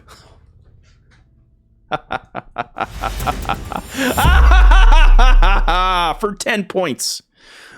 For 10 points, chat, get ready with your text-to-speeches. Here are the rules. Allow me to give you the rules. This is Goose Round. Goose Around. Goose Mode. The rules are simple, okay? Stop yelling. The rules are simple. I'm going to give you 60 seconds, and you need to make me laugh. Whoever makes me laugh the hardest wins 10 singular points, putting you to first place. The minute has officially started. Here we go. Here we go. The music is still playing. How dare you? Chat, come on. Bring it home. Bring it home. 42 seconds. Send your text-to-speech. The best text-to-speech that makes me laugh will get you 10 individual points. Remember, if you're the only one sending a text-to-speech, you will get 10 points automatically. That's just the name of the game. We have one text-to-speech, 30 seconds left. We have 2 text-to-speeches. You just gotta make me laugh, buddy boy. Make me laugh. Make me laugh. I'm dead inside and I need this. This isn't for you. It's for me. Chat.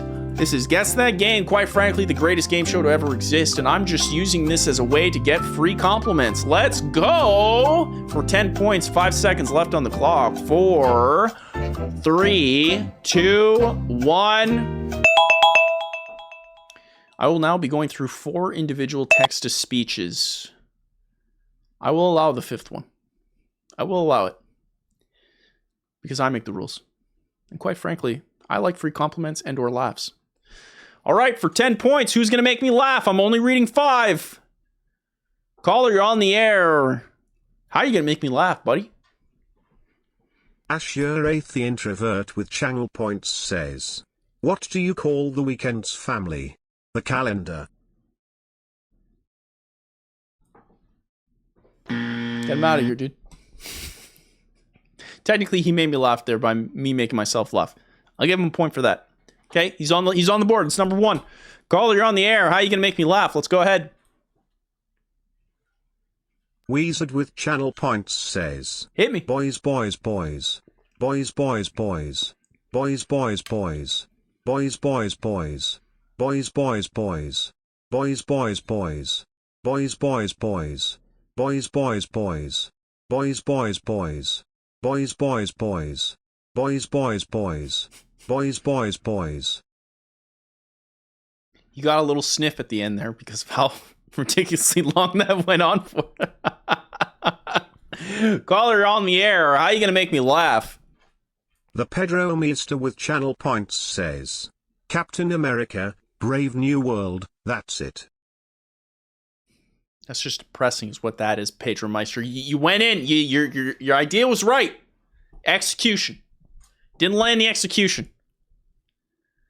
Caller, you're on the air. How are you going to make me laugh for 10 points? This is the one. Dario _555 with channel points says, what's the difference between Zenkai Goose and a microwave? What? The microwave finishes.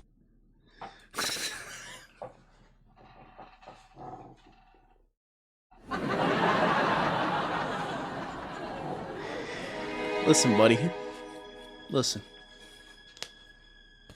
Think you're a funny guy? Huh? Think you're a funny guy, dude? Is you not? Caller, you're on the air. Why is Dario the worst? Totsmagoats83 with channel points says, I used to have a handle on life, but then it broke frown. Wait, what?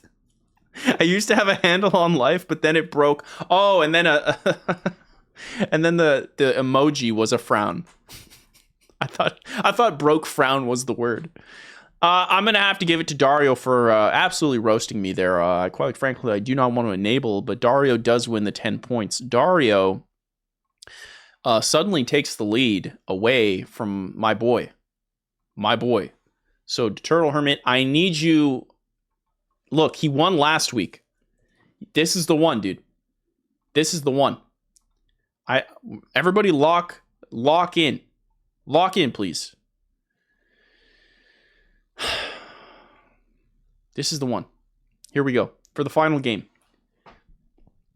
I'm going to start off with a meta hint. This was one of my favorite games of all time. The final game. For 10 points. Oh, technically we'll have a tie. Unless the Turtle Hermit gets this.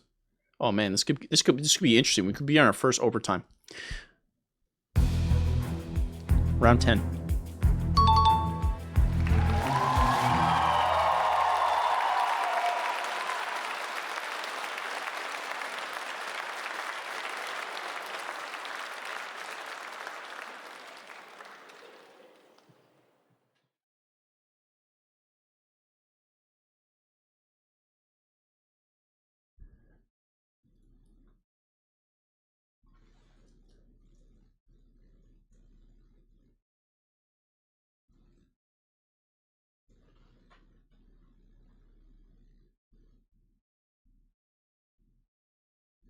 Hello, darkness, my old friend.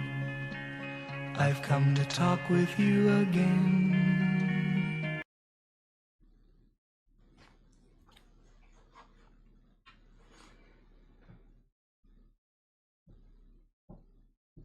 I don't feel safe in my house. I don't feel safe. We got to talk about some safety concerns I have.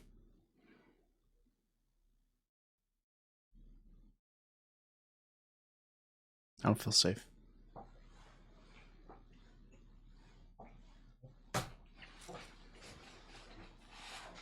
Now, technically, he did exploit a problem in my Guess That Game programming, which I will have to... We're not spinning the wheel, chat. We did that last week. It never worked out the way you wanted. It just ended up that people got stabbed in the back 17 times. We're not doing it, okay? You're nasty. You're sick in the head. Someone hurt you guys, and quite frankly, I'm trying to heal you. You need this, okay? It's for your own good. Take your medicine. You're nasty. Now, technically, I'm not going to say who did it, but technically, the regular expression I use to make sure that the game is, it's a programming thing, by the way, that the game was selected. Technically, you could put anything after the game's title and it would still count. So technically, he didn't guess the right game, but he still got it. And these are the rules. The game is spoken for the second week in a row. For the second week in a row.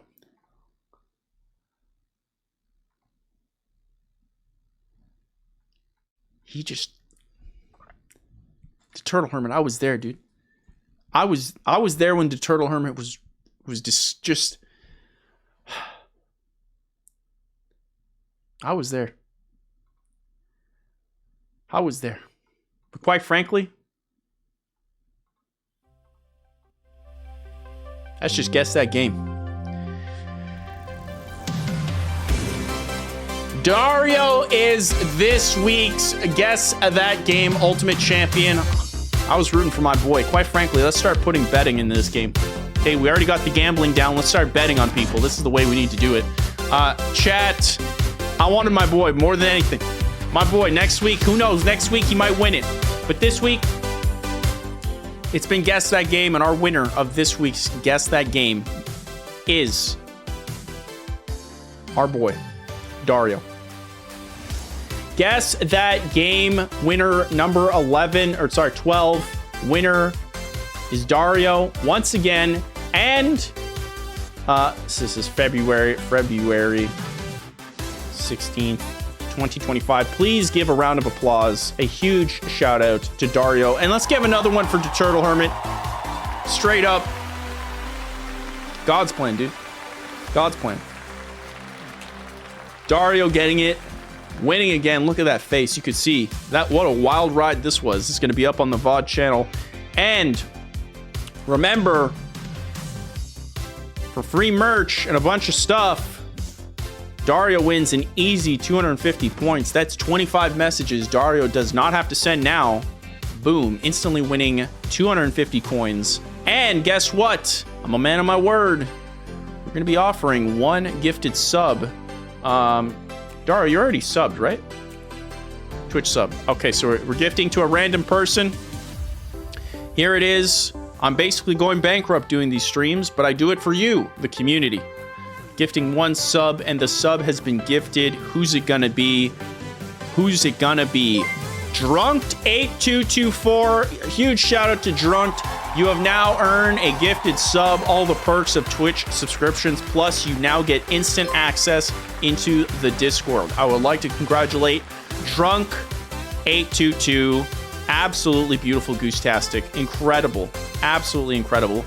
Please make sure to introduce yourselves inside of the introductions channel. It's better for the community, and you get instant 250 coins by doing it. You simply introduce yourself, and you get a nice little verified badge. Which, by the way, Mr. Daniel Lemon is a subscriber. He's my CEO, and he didn't integrate his Twitch information with his Discord, so he doesn't even get his badge. Okay? It's disgusting. Look at Dubs. Dubs has it. What kind of CEO is he? You're nasty. Chat, this is going to do it for Goose Morning Live. What an incredible show. This was Goose Morning. What are we? Goose Morning 58. Quite frankly, we had a few ups, we had a few downs, we had a few frowns, we had a few how do you do's, but we had fun, didn't we? We had fun, didn't we?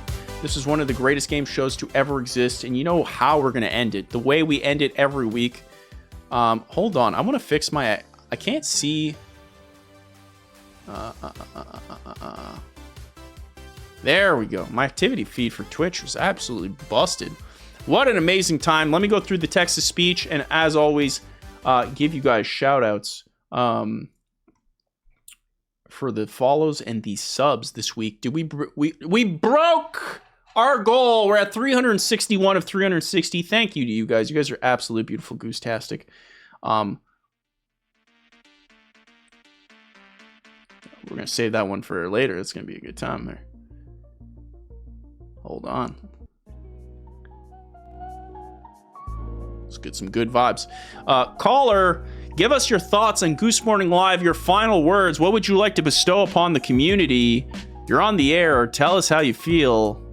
What do you want to say to the community before the show ends? What are your questions? Celine Winternight with Channel Points says, what are you going to do for Cyberpunk 2077? They do have bathrooms. I'm going to play it, dude. All right, I'm going to play it. You watch out. I'm going to hydrate. After this stream, I'm going to go take a little nappy poo. That's what people say. There's a blizzard right here. I wish I could show you pics outside right now. It's a literal blizzard. I'm actually concerned. I might die. But if I don't, it's a good time to play. Cyberpunk for the first time.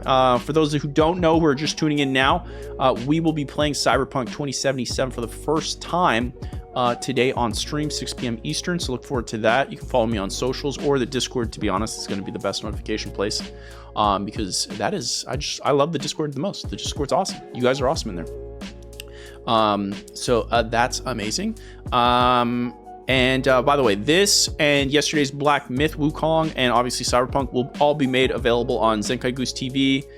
This Goose Morning Live will be available on the VOD channel. You can get access to all of my YouTube channels through the link below, zenkaigoose.com. It's all there. In fact,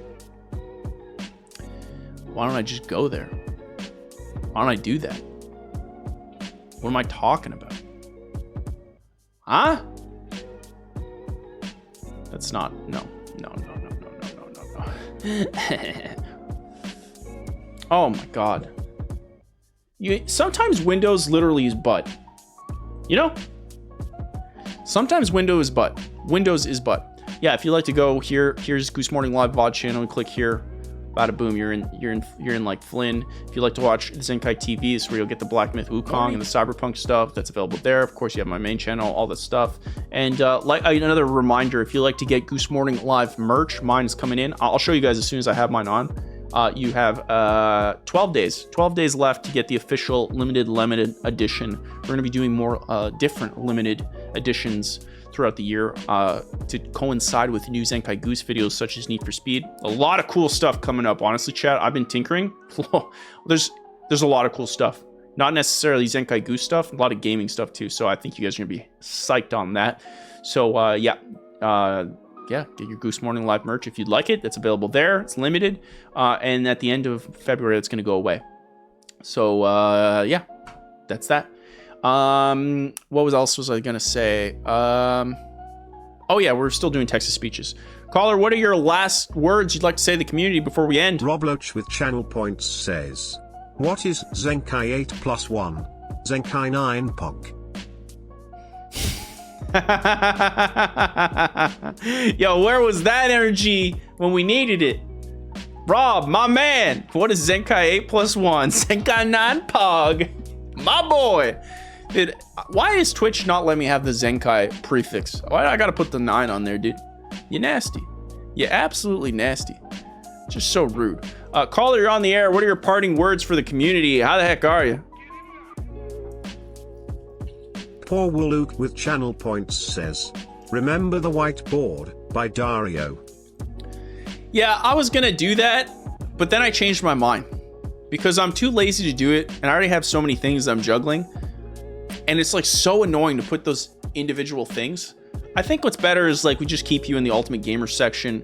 That's available there. It just works better. At the end of the day, I got to pick and choose the things that like actually make sense with my time.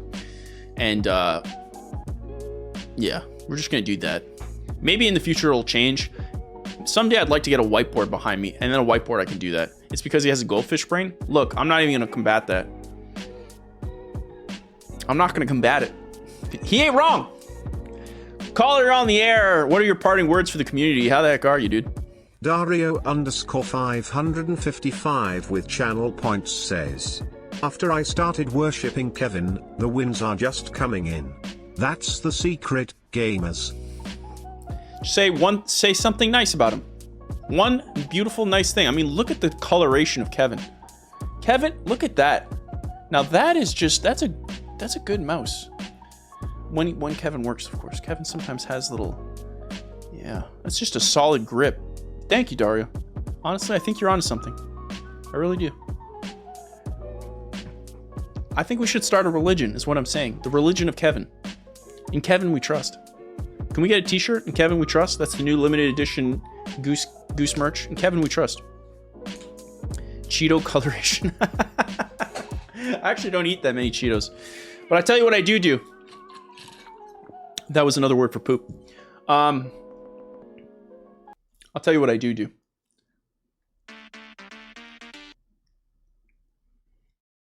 Chat, this has been an amazing Goose Morning Live. I want to give a special shout out to the Pedro Meister Show Pony. It's Draco for all the subscriptions. Absolutely amazing. Shout out to our gifted sub.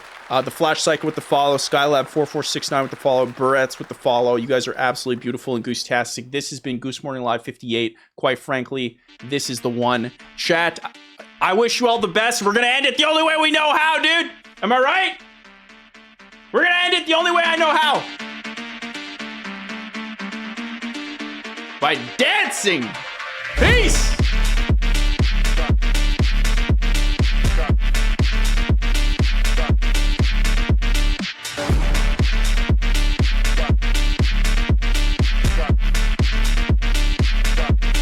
Go, Kevin.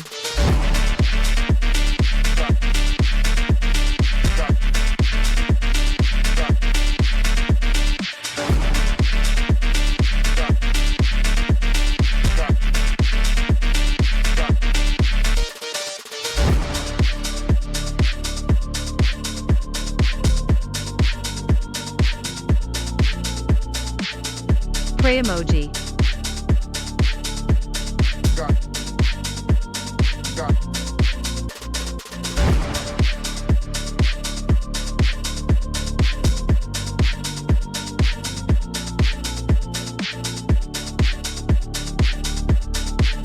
He just looks forward to dancing every week.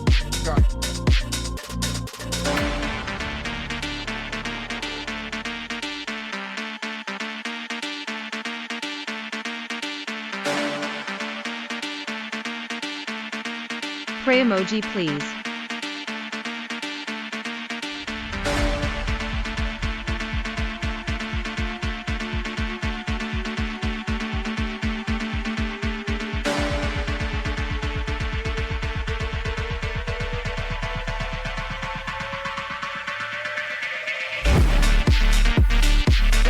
Goose rave.